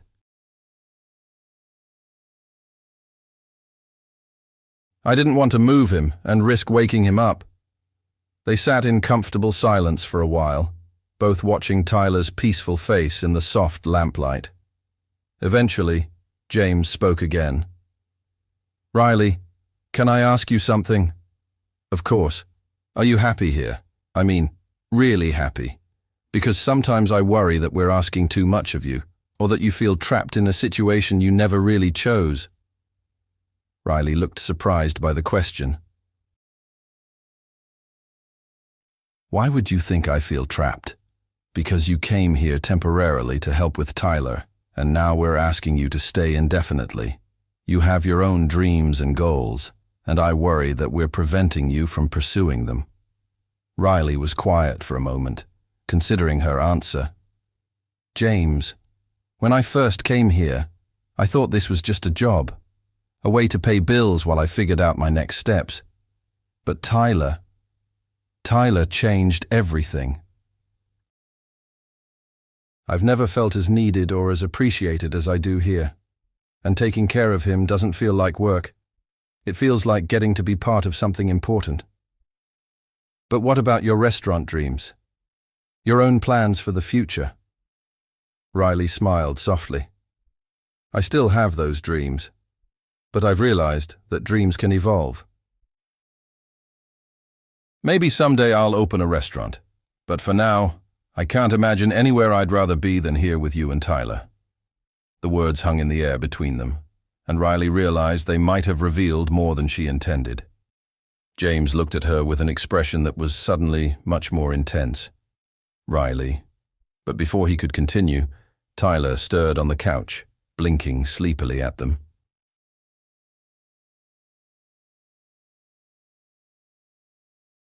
"Or did I fall asleep during story time?" he asked, sitting up and rubbing his eyes. "You did, sleepyhead," Riley said, grateful for the interruption. "How are you feeling?" "Better. My throat doesn't hurt as much." Tyler looked between Riley and his father with curiosity. "Were you guys having a serious talk?"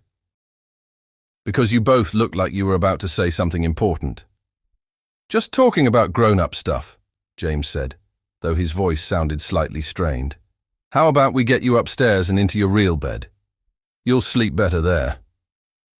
As James carried Tyler upstairs, Riley remained in the library, her heart beating faster than it should have been. She had almost said too much, revealed feelings that could complicate everything.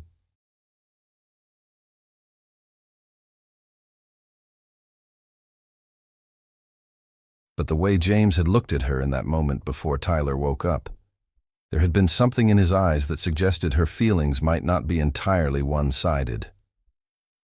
The next morning brought the first major snowfall of winter, and Tyler was beside himself with excitement. He appeared at Riley's door before dawn, already fully dressed and practically vibrating with energy.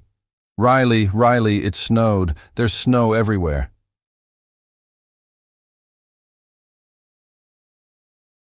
"We have to go outside right now and build a snow fort and maybe a snow dragon and definitely make snow angels." Riley laughed at his enthusiasm, quickly getting dressed in warm clothes. "All right, General Tyler. But first we need breakfast to fuel our snow operations."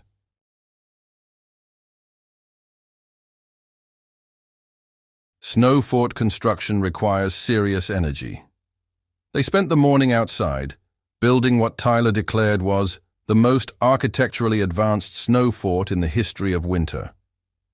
Riley was amazed by Tyler's engineering instincts as he designed a structure complete with multiple rooms, strategic ventilation holes, and what he called defensive snowball storage compartments.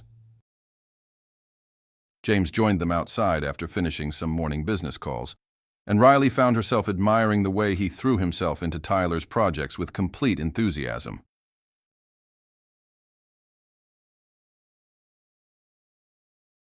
There was something endearing about watching a successful businessman seriously debate the merits of different snow-packing techniques with a 7-year-old. "Dad, you have to help me build the snow dragon," Tyler announced after they had completed the fort to his satisfaction.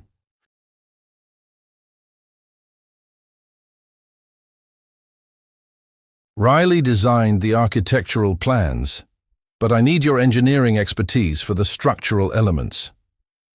"What kind of engineering expertise does a snow dragon require?" James asked, grinning at his son. "Well, we need to calculate the weight distribution so the head doesn't fall off, and we need to figure out the best snow-to-ice ratio for durability." "This is serious scientific research, Dad." As they worked together on the elaborate snow dragon, Riley couldn't help but notice how natural this felt. The three of them collaborating on Tyler's creative projects, laughing together, functioning as a unit. It was the kind of family dynamic she had always dreamed of but never thought she would experience.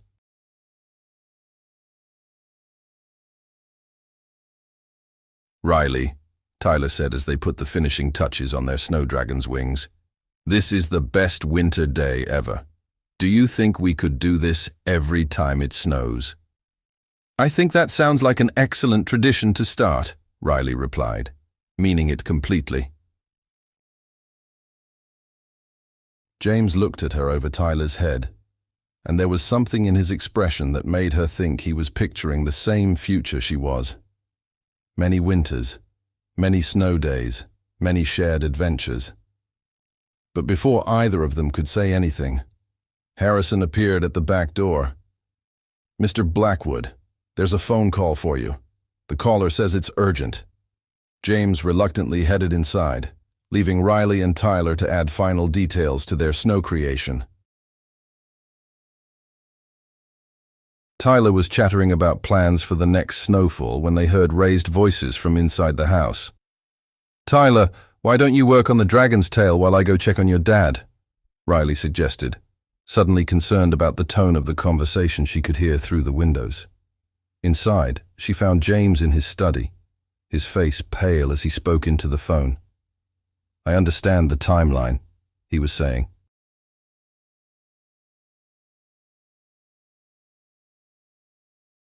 "But surely there's some room for negotiation." "I see. Yes, I'll need to discuss this with my family and get back to you." When he hung up the phone, James sat heavily in his desk chair, looking stunned. "James, what's wrong?" "That was my father's attorney. Apparently, my father has decided to accelerate his plans. He's giving me an ultimatum. Either Tyler enrolls at Westfield Academy for the spring semester, which starts in 6 weeks, or my father will immediately transfer control of all family assets to a charitable foundation. I'll lose not just the inheritance, but my current position as CEO of the company." Riley felt like the floor had dropped out from under her.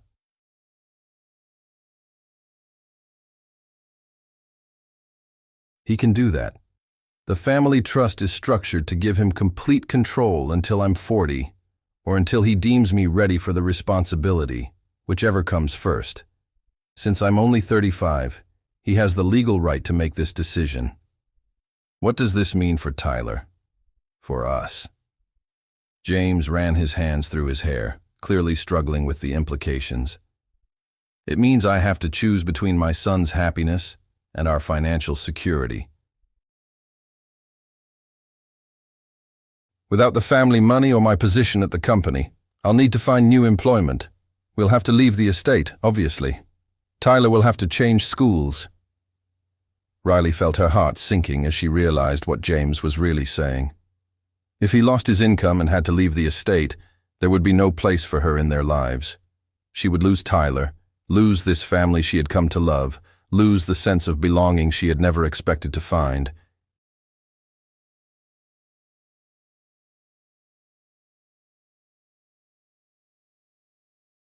"James," she said carefully, "maybe your father is right about some things.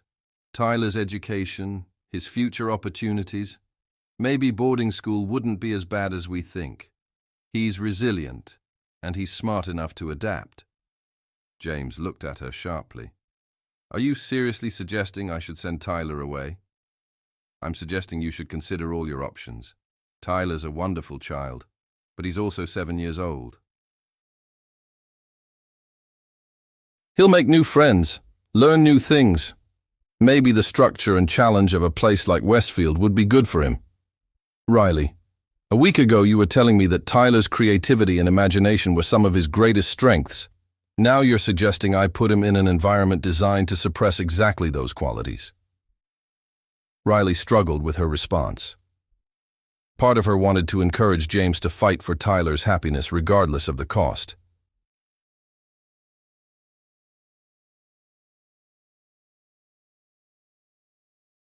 But another part of her was terrified of being responsible for Tyler losing his inheritance and James losing his career.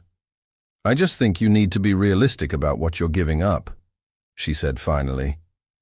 "Tyler's future financial security, his educational opportunities, his social connections.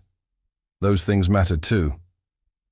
James stared at her for a long moment, and his expression grew cold in a way she had never seen before. "I see," he said quietly. "And what about your future, Riley? Because I'm starting to wonder if your sudden change of heart has more to do with your own security than Tyler's best interests." The accusation hit Riley like a physical blow. "That's not fair." "Isn't it? Yesterday you were telling me that Tyler's happiness was worth more than money. Today, when faced with the reality that standing up for Tyler might cost all of us our comfortable lifestyle, you're suddenly advocating for the boarding school option." Riley felt tears building behind her eyes, but she was also angry. "I'm trying to help you see all sides of the situation. I'm trying to be realistic about what's best for Tyler in the long term. What's best for Tyler is having a father who puts his well-being above social expectations and financial considerations. I thought you understood that." "I do understand that. But I also understand that Tyler deserves to have choices in his future, and those choices require financial resources. Tyler deserves to grow up knowing he's loved unconditionally and that the people who care about him will fight for his happiness. Money can't buy that." They stared at each other across the study, both breathing hard. Riley could see the disappointment in James's eyes, and it made her feel sick. But she was also frustrated by what she saw as his idealistic refusal to consider practical realities. "Maybe," James said finally, his voice very quiet, "I was wrong about you. Maybe my father was right when he said you were just a temporary employee who would leave when things got difficult." The words cut deeper than Riley had expected. "Is that really what you think of me? I don't know what to think anymore. But I know that the Riley who threw pancakes at Veronica to defend Tyler wouldn't be suggesting I send him away to protect our financial comfort." Riley felt something break inside her chest. "Fine. You want to lose everything to prove a point. Go ahead. But don't blame me when Tyler grows up resenting you for the opportunities you cost him." She turned and walked out of the study, leaving James alone with his impossible choice.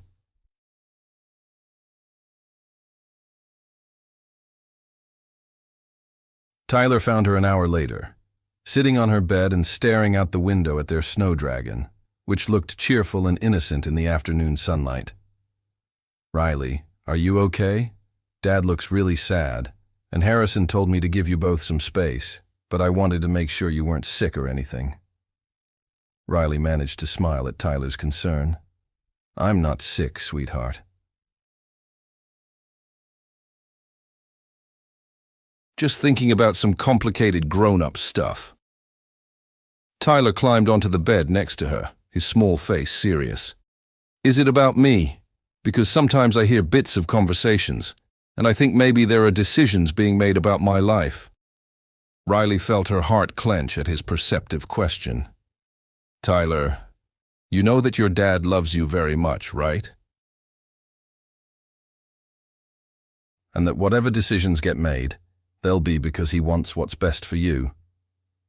I know Dad loves me, and I know you love me too, but I also know that sometimes grown-ups think they know what's best for kids without actually asking the kids what they want. What do you want, Tyler?" Tyler was quiet for a moment, looking out at the snow-covered grounds. "I want to stay here with you and Dad."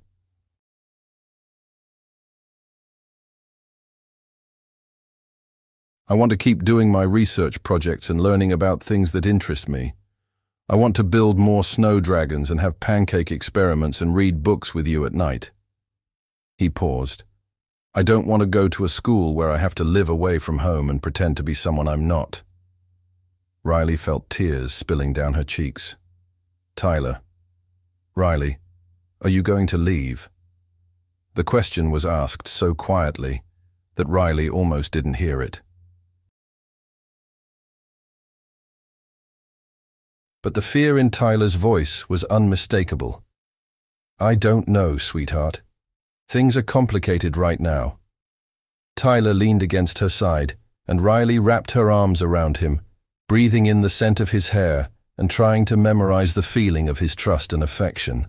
"I love you, Riley," Tyler said matter-of-factly. "Not just because you're nice to me or because you make good pancakes. I love you because you see me." "You understand who I am, and you like that person." Riley had to bite her lip to keep from sobbing. "I love you too, Tyler. So much. Then please don't leave, even if things get scary or different. Please stay with us." That evening, James knocked on Riley's door after Tyler was asleep. She opened it to find him looking exhausted and somewhat defeated. "Can we talk?" he asked. Riley nodded, stepping aside to let him into her sitting room. They sat in the chairs by the window, the space between them feeling much larger than the few feet of physical distance. "I owe you an apology," James said quietly. "What I said earlier, about you being a temporary employee, that was unfair and untrue. You've proven over and over that you genuinely care about Tyler's well-being. I do care about Tyler, more than I ever expected to. I know. And I know that your concerns about his future are coming from a place of love, not selfishness. But Riley, I need you to understand something. The money, the inheritance, the family legacy, none of that matters if Tyler grows up believing that love is conditional on meeting other people's expectations. Riley nodded, understanding his point even as she struggled with her own fears.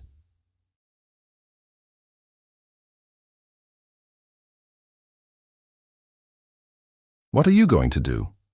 I'm going to tell my father that Tyler isn't going to Westfield Academy. Whatever consequences come from that decision, we'll face them together. James, are you sure? Because once you make this choice, there might not be a way back. I'm sure. Tyler's happiness is worth more than financial security.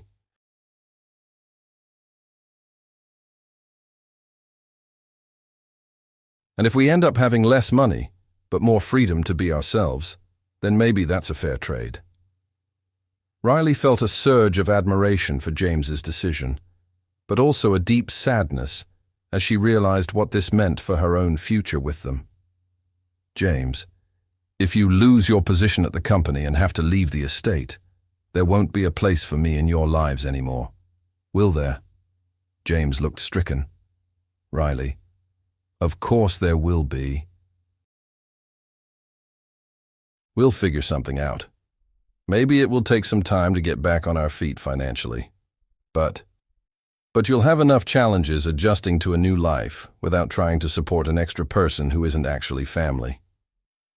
You are family, James said fiercely. Tyler loves you and I... He stopped, seeming to catch himself before saying something he might regret. But you what? James looked at her for a long moment, his expression vulnerable in a way she had never seen before. I love you too, Riley. Not just as Tyler's caregiver, not just as someone who's been helpful to our family. I love you as a woman, as a person I want to build a future with. Riley felt her breath catch in her throat. James, I know this complicates things. I know there are practical considerations and power dynamics that make this messy. But I needed you to know how I feel before everything changes. Riley stared at him, her heart racing. Part of her wanted to throw herself into his arms and tell him she felt the same way, but another part of her was terrified of the implications. James, even if we have feelings for each other, that doesn't solve the practical problems. If you lose your job and your family money, how are you going to support Tyler?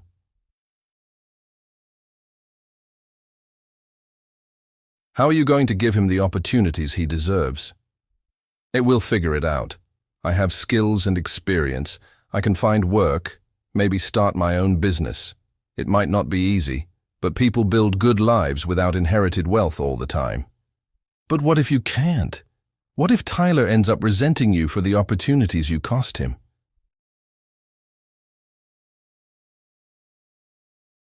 What if I end up being the reason his life becomes harder instead of better? James reached for her hands, holding them gently. Riley, Tyler's life is already better because you're in it. He's happier, more confident, more himself than he's ever been. That's worth more than any amount of money. Riley wanted to believe him, but fear was making it hard to think clearly. Fear of being responsible for Tyler's diminished future. Fear of James coming to resent her if things became difficult.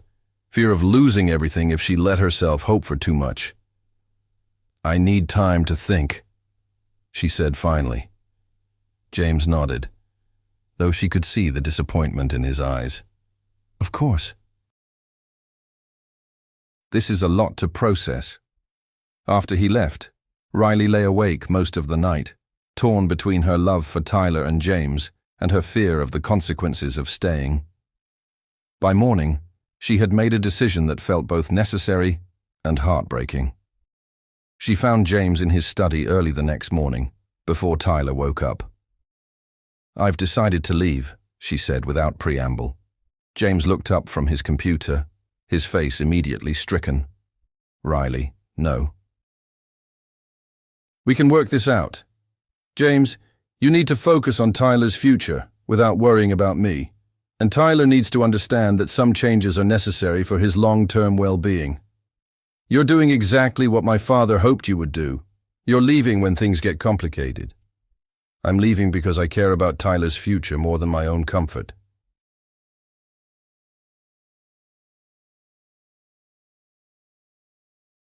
If you stand up to your father and lose everything, Tyler needs to see that it was your choice, not something you did because of outside pressure from someone who isn't really family.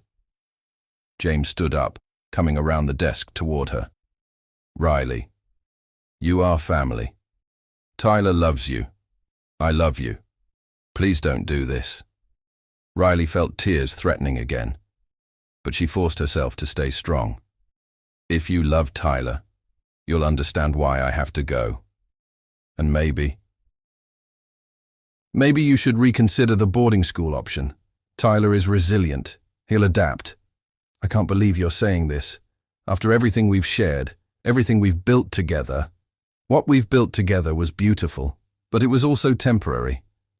We always knew that. Riley turned and walked out of the study before James could respond, knowing that if she stayed any longer, she might lose her resolve.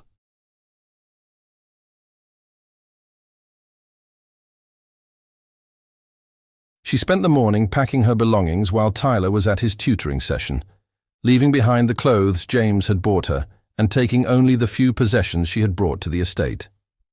She wrote a letter for Tyler, explaining that she had to leave for work reasons, but that she would always love him and remember their adventures together. Harrison found her carrying her suitcase downstairs and immediately understood what was happening. Ms.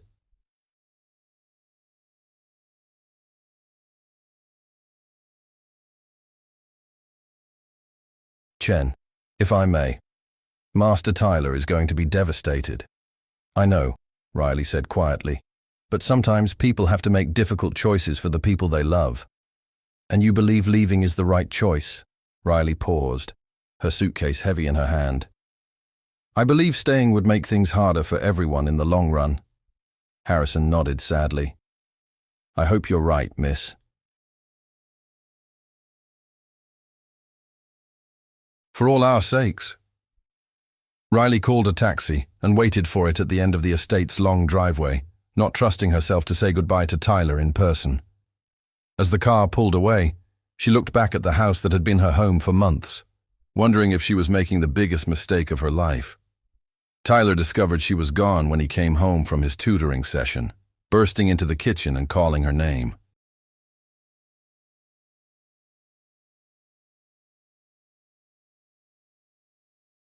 When Harrison gently explained that Riley had left for a new job, Tyler's face went through a series of emotions: confusion, disbelief, and finally devastating sadness. But she promised she wouldn't leave without saying goodbye, Tyler said, his voice small and broken.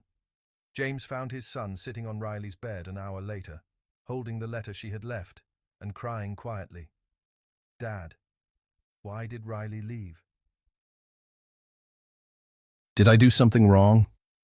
James sat down next to Tyler, his own heart breaking. You didn't do anything wrong, buddy.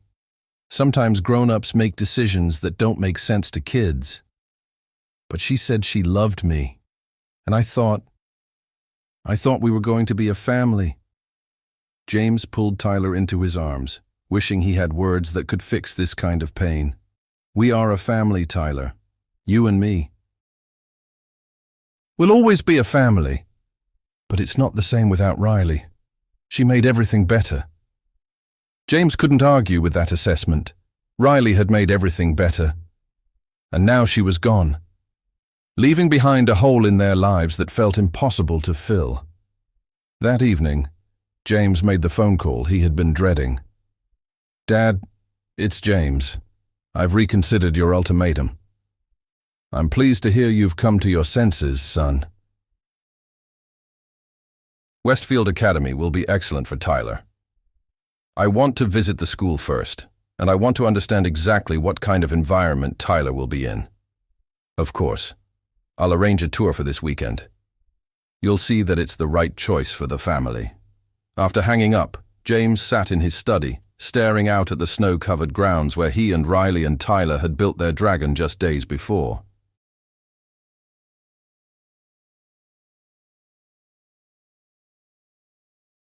Everything felt different now, hollow and quiet in a way that made him question every decision he had made. Maybe Riley had been right. Maybe practical considerations were more important than idealistic notions about unconditional love and creative freedom. Maybe Tyler would be better off at Westfield, learning to navigate the expectations that came with his family name.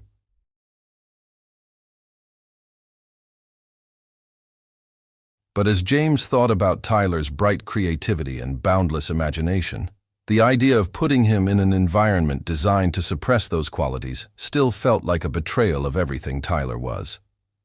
The tour of Westfield Academy took place on a gray Saturday morning in early January. The school was exactly what James had expected: imposing brick buildings, perfectly maintained grounds, and an atmosphere of serious academic purpose.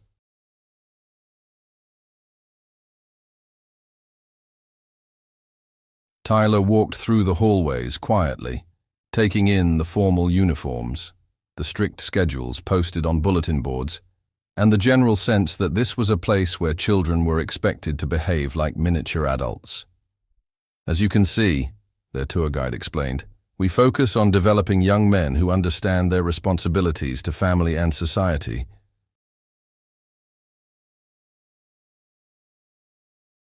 Our graduates go on to attend the finest universities and take leadership roles in business, politics, and other prestigious fields. Tyler raised his hand tentatively.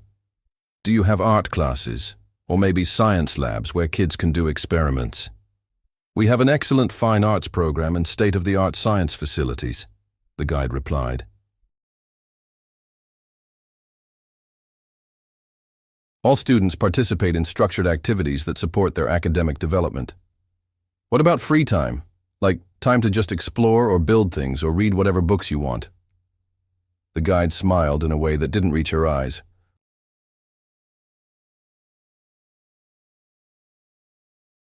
"Free time is scheduled appropriately to ensure students maintain proper study habits and don't develop idle behaviors." James watched Tyler's face during these exchanges, seeing his son's natural enthusiasm slowly fade as he began to understand what life at Westfield would really be like. After the tour, as they drove home in silence, Tyler finally spoke.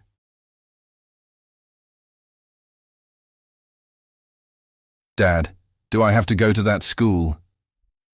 James glanced at his son in the rearview mirror, seeing a sadness in Tyler's eyes that reminded him painfully of the day Riley had left. "What did you think of it, buddy?" "It seemed very serious and not very fun. The kids I saw looked like they were afraid to smile or be loud or ask questions that weren't in their textbooks." James felt his resolve wavering.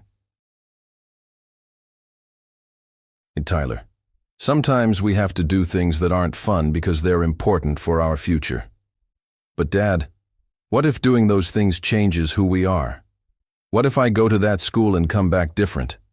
What if I forget how to see vegetable personalities or build snow dragons or think up new pancake experiments?" The question hit James like a physical blow.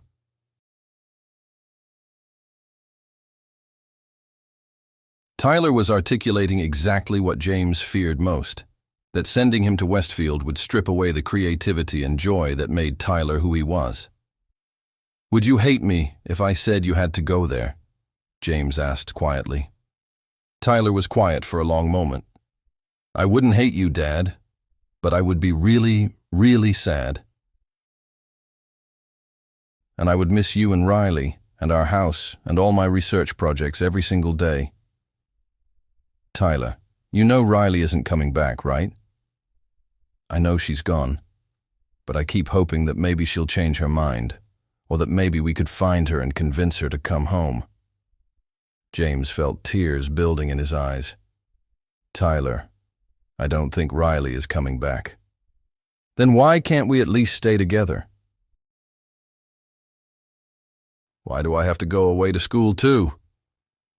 James didn't have a good answer for that question.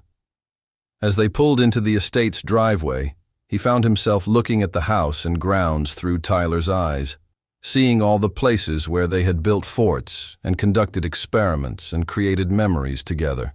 That evening, after Tyler went to bed, James sat in the library and tried to imagine what their lives would look like in a few months.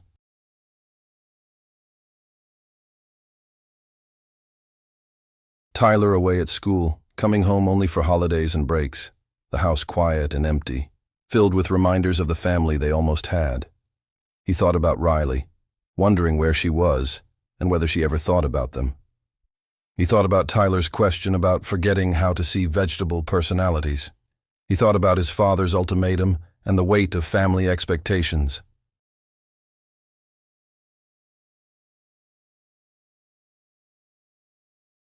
And finally, he thought about what Tyler had said about people changing when they do things that go against who they are.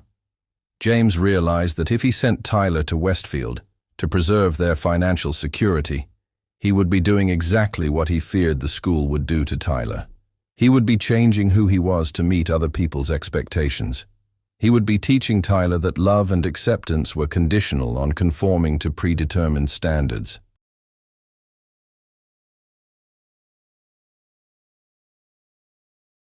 The next morning, James made another phone call to his father. "Dad, I've made my decision about Tyler's education." "Excellent. When would you like him to start at Westfield?" "He's not going to Westfield. Tyler is staying here, and he's going to continue his education in an environment where his creativity and individuality are valued." There was a long silence on the other end of the line. "James, I thought we had resolved this issue." "We have resolved it. I'm choosing Tyler's happiness and well-being over financial considerations." "Then you understand the consequences of that choice." "I understand them completely, and I accept them." "Very well. My attorney will be in touch regarding the transfer of assets and your termination from the company. I hope you don't regret this decision." "I regret many things, Dad." "But fighting for my son's right to be himself isn't one of them."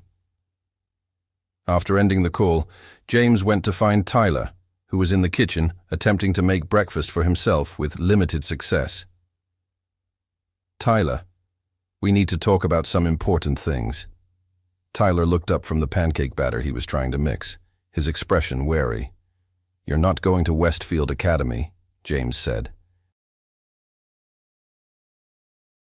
"You're staying here with me, and we're going to figure out how to build a good life together, even if it's different from what we're used to." Tyler's face lit up with relief and joy. "Really? I get to stay home?" "Really. But Tyler, there are going to be some changes. We might have to move to a smaller house. I'll need to find a new job, which might mean less money for extras. Things might be harder for a while." Tyler considered this seriously. "Will we still be able to have pancake experiments?" "Absolutely. And will we still be able to build snow forts and read books together?" "Every chance we get," Tyler grinned. "Then I think we'll be okay. As long as we're together, we can figure out the rest." James hugged his son tightly, feeling lighter than he had in weeks. "I love you, Tyler."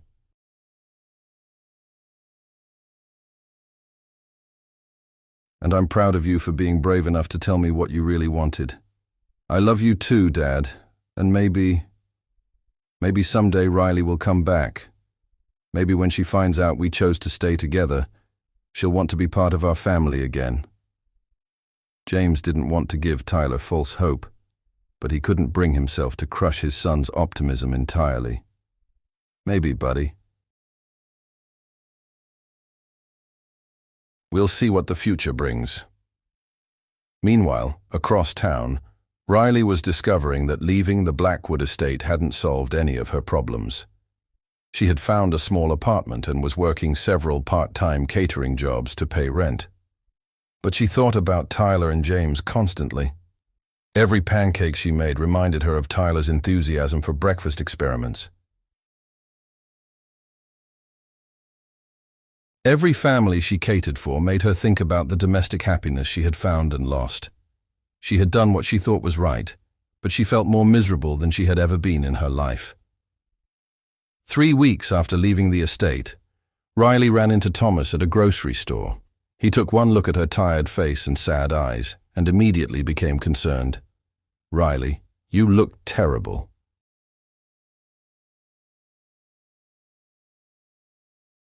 "What happened with that job you were so excited about?" "It didn't work out," Riley said vaguely, not wanting to explain the complicated reality of her situation. "Want to grab coffee and talk about it?" "You look like you could use a friend." Over coffee, Riley found herself telling Thomas the whole story. Her growing attachment to Tyler, her feelings for James, the family drama over Tyler's education, and her decision to leave to avoid complicating their lives further. "Wait," Thomas said when she finished. "Let me make sure I understand this. You left because you were worried about a 7-year-old's financial future." "It's more complicated than that. Riley, you fell in love with a kid and his father. They fell in love with you. You were happy. They were happy. And you left because you were worried about money." "I left because staying would have made things harder for them. Or maybe you left because you were scared of having something real and permanent for the first time in your life." Riley stared at Thomas, stung by his bluntness. "That's not... I was trying to do what was best for Tyler." "No. You were trying to do what felt safest for you." "Riley, you've been running from emotional commitments your whole life. The first time you find a family that really wants you to stay, you invent reasons why you have to leave. Thomas, you don't understand the situation. I understand that you're miserable. I understand that you've been crying yourself to sleep every night since you left them.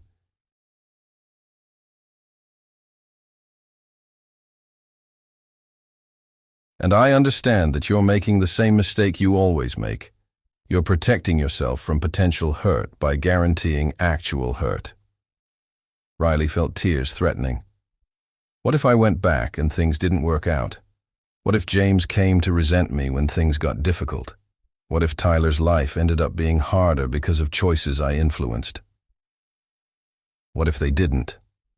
What if you're exactly what they need to build a happy life together?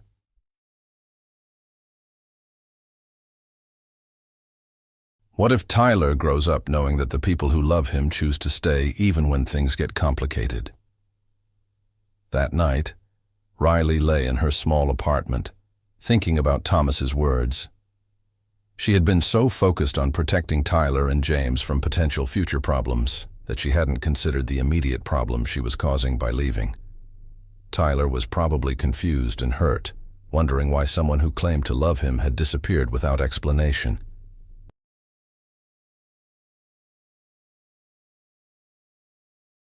James was probably struggling to handle Tyler's emotional needs while dealing with his father's ultimatum, and she was miserable, missing them both desperately. Maybe Thomas was right. Maybe she had been so afraid of the relationship not working out that she had sabotaged it before it had a chance to succeed or fail naturally. Riley picked up her phone several times that night, thinking about calling James, but each time she talked herself out of it.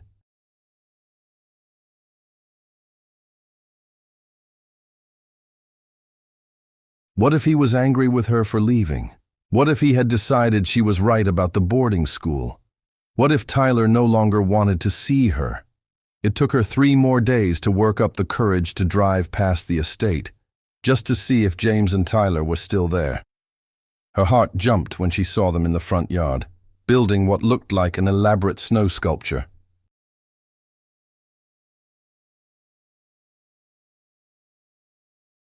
Tyler was directing the construction with his usual enthusiasm, and James was laughing at something his son had said. They looked happy together, and Riley felt a stab of pain at the thought that maybe they were better off without her after all. But as she watched, Tyler suddenly stopped what he was doing and looked toward the road. Even from a distance, Riley could see the exact moment when he spotted her car. His face lit up with pure joy, and he started running toward the gate, calling her name. Riley's vision blurred with tears as she watched Tyler's excitement. Without thinking, she got out of the car and met him at the gate. "Riley, Riley, you came back. I knew you would come back." Dad said, "Maybe you wouldn't, but I knew you missed us too much to stay away forever." Tyler threw his arms around her waist, and Riley knelt down to hug him properly, breathing in his familiar scent and feeling like she could finally breathe again after weeks of holding her breath. "I missed you so much, sweetheart," she whispered. "Every single day. I missed you too. And Dad missed you, even though he tried to pretend he didn't. And our snow dragon looks sad without you. We tried to finish it, but it doesn't have the right personality without your artistic input." James had approached more slowly, his expression cautious but hopeful. "Riley." "James." She stood up, still keeping one arm around Tyler. I wanted to see how you were doing. We're okay. Different, but okay. Tyler's staying home, by the way. No boarding school." Riley felt a surge of relief and admiration. "You stood up to your father. I did what I should have done from the beginning. I chose Tyler's happiness over other people's expectations. What about the inheritance? Your job?" James shrugged. "Gone. But we're figuring it out. I'm starting my own consulting business, and we're looking at houses in town. Smaller, but it'll be ours." Tyler looked up at Riley with hopeful eyes. "Riley, do you want to see our new snow dragon? And maybe help us figure out what kind of house we should look for. Dad says I can help choose, but I need someone with good taste to help me evaluate the important features like kitchen space for pancake experiments." Riley looked at Tyler's eager face, then at James's careful expression. She could see hope in his eyes, but also wariness, as if he was afraid to assume too much. "Tyler," she said carefully, "I would love to see your snow dragon. But first, I need to talk to your dad about some grown-up things, okay?" "Okay. But talk fast, because the dragon really needs your opinion on his wing design." James led Riley to a quiet spot near the garden where they could talk privately while still keeping Tyler in sight. "Riley, why are you here?" he asked gently. "Because I made a mistake. Because I was scared and I ran away instead of fighting for something I wanted. What do you want?" Riley took a deep breath. "I want to be part of your family, not as an employee, not as a temporary solution, but as someone who chooses to stay even when things get complicated." James looked at her for a long moment. "Riley, things are going to be different now, harder in some ways. I can't offer you the security of the estate or the lifestyle you got used to there. I don't care about the lifestyle. I care about Tyler's bedtime stories and your conversations in the library and feeling like I belong somewhere. What about your fears? About Tyler's future? About what we might be giving up? I realize that Tyler's future isn't about how much money he has or what school he attends. It's about growing up knowing he's loved unconditionally and that the people who care about him will fight for his happiness." James stepped closer to her.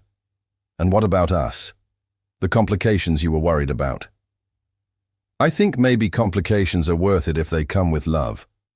James reached for her hands. "Riley, I need you to be sure, because Tyler's already attached to you, and I'm in love with you. If you're going to leave again when things get difficult, we need to know now." Riley looked into his eyes, seeing the vulnerability there, and made her choice. "I'm not leaving again. I love you too, James, and I love Tyler.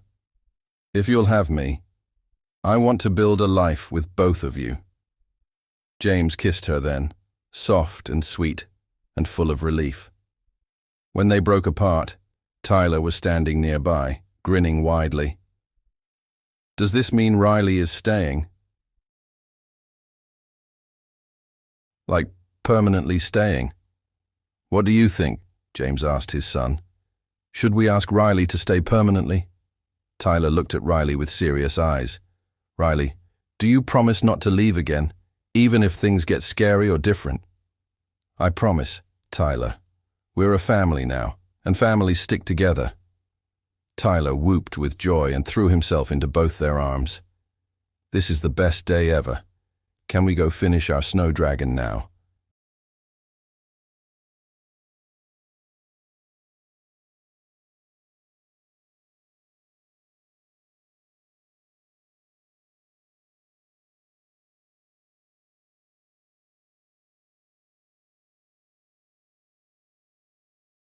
And then can we start planning our new house?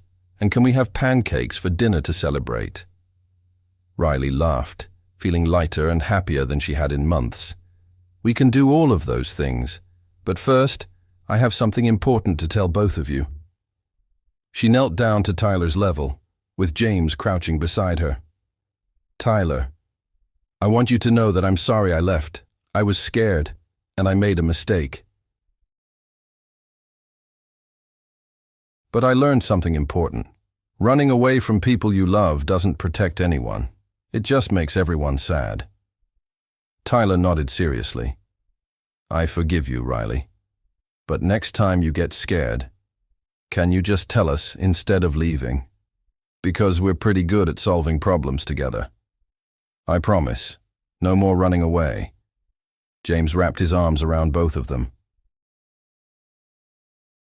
So what do you say we go finish that snow dragon and start planning our future together? As they walked back toward their snow sculpture, Tyler chattering excitedly about all the adventures they would have in their new house, Riley felt a deep sense of peace settle over her.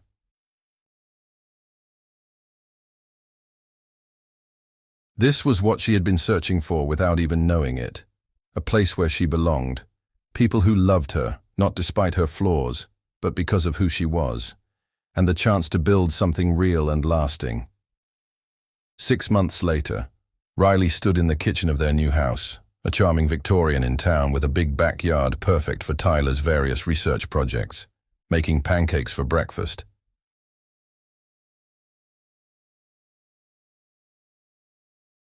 The house was smaller than the estate, but it felt more like home than anywhere Riley had ever lived.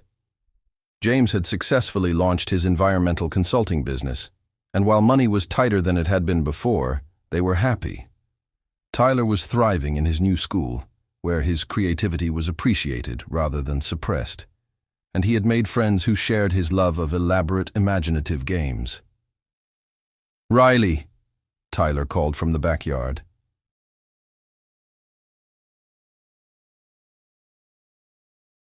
"The tomatoes are ready for harvesting, and I think they want to tell us about their summer adventures." Riley smiled, wiping her hands on a kitchen towel. Life with Tyler would never be ordinary, and she wouldn't have it any other way. James appeared in the kitchen doorway, home from an early morning client meeting. "How's our agricultural consultant doing out there?" "He's conducting exit interviews with the tomatoes before we pick them."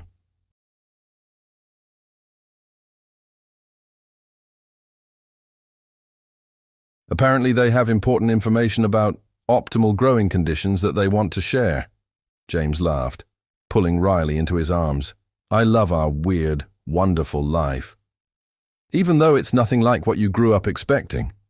Especially because it's nothing like what I grew up expecting. Tyler's happy, you're happy, I'm happy."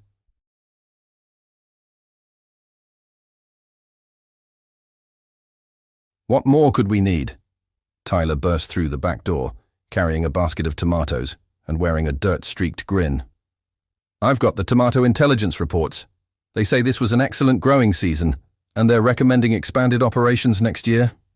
Also, they want to know if we're still planning pancakes for breakfast, because they're very interested in maple syrup research." Riley ruffled Tyler's hair affectionately.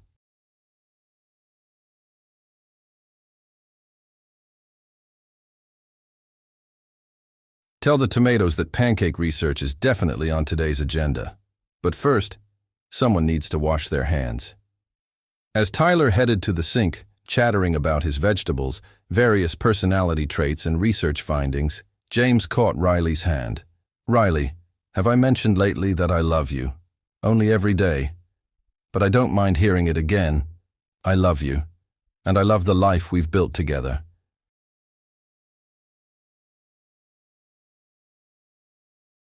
All of it, the chaos, the creativity, the tomato interviews, everything. Riley stood on her toes to kiss him. "I love you too. All of you, all of this, all of our perfectly imperfect family." Tyler looked up from washing his hands. "Are you guys being mushy again?" "Because the tomatoes are waiting for their pancakes, and they don't appreciate delays in their research schedule." Riley and James laughed, and as they worked together to prepare breakfast, Tyler documenting the pancake-making process for his culinary science journal, James trying to flip pancakes while Tyler critiqued his technique, Riley narrating the whole process like a nature documentary. Riley marveled at how a temporary job had turned into the greatest adventure of her life. Sometimes the best things come from the most unexpected places. Sometimes a billionaire's son choosing the maid over the socialites is just the beginning of a story about what really matters in life. And sometimes, if you're very lucky, you find a family that loves you not for what you can do for them, but simply for who you are. As Tyler would say, some stories are just meant to have happy endings. Years later, when people asked Riley how she went from being a struggling caterer to becoming part of a family she adored, she would always tell them it started with pancakes and a little boy who saw personalities in vegetables. It was a simple story about complicated people finding their way to each other, and about love being stronger than expectations, fear, or even the most carefully constructed plans.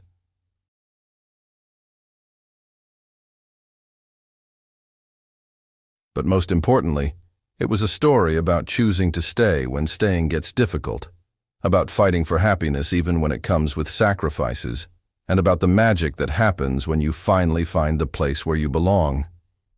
What did you think of Tyler, Riley, and James's story? This tale proves that sometimes the best families are the ones we choose, not the ones we're born into.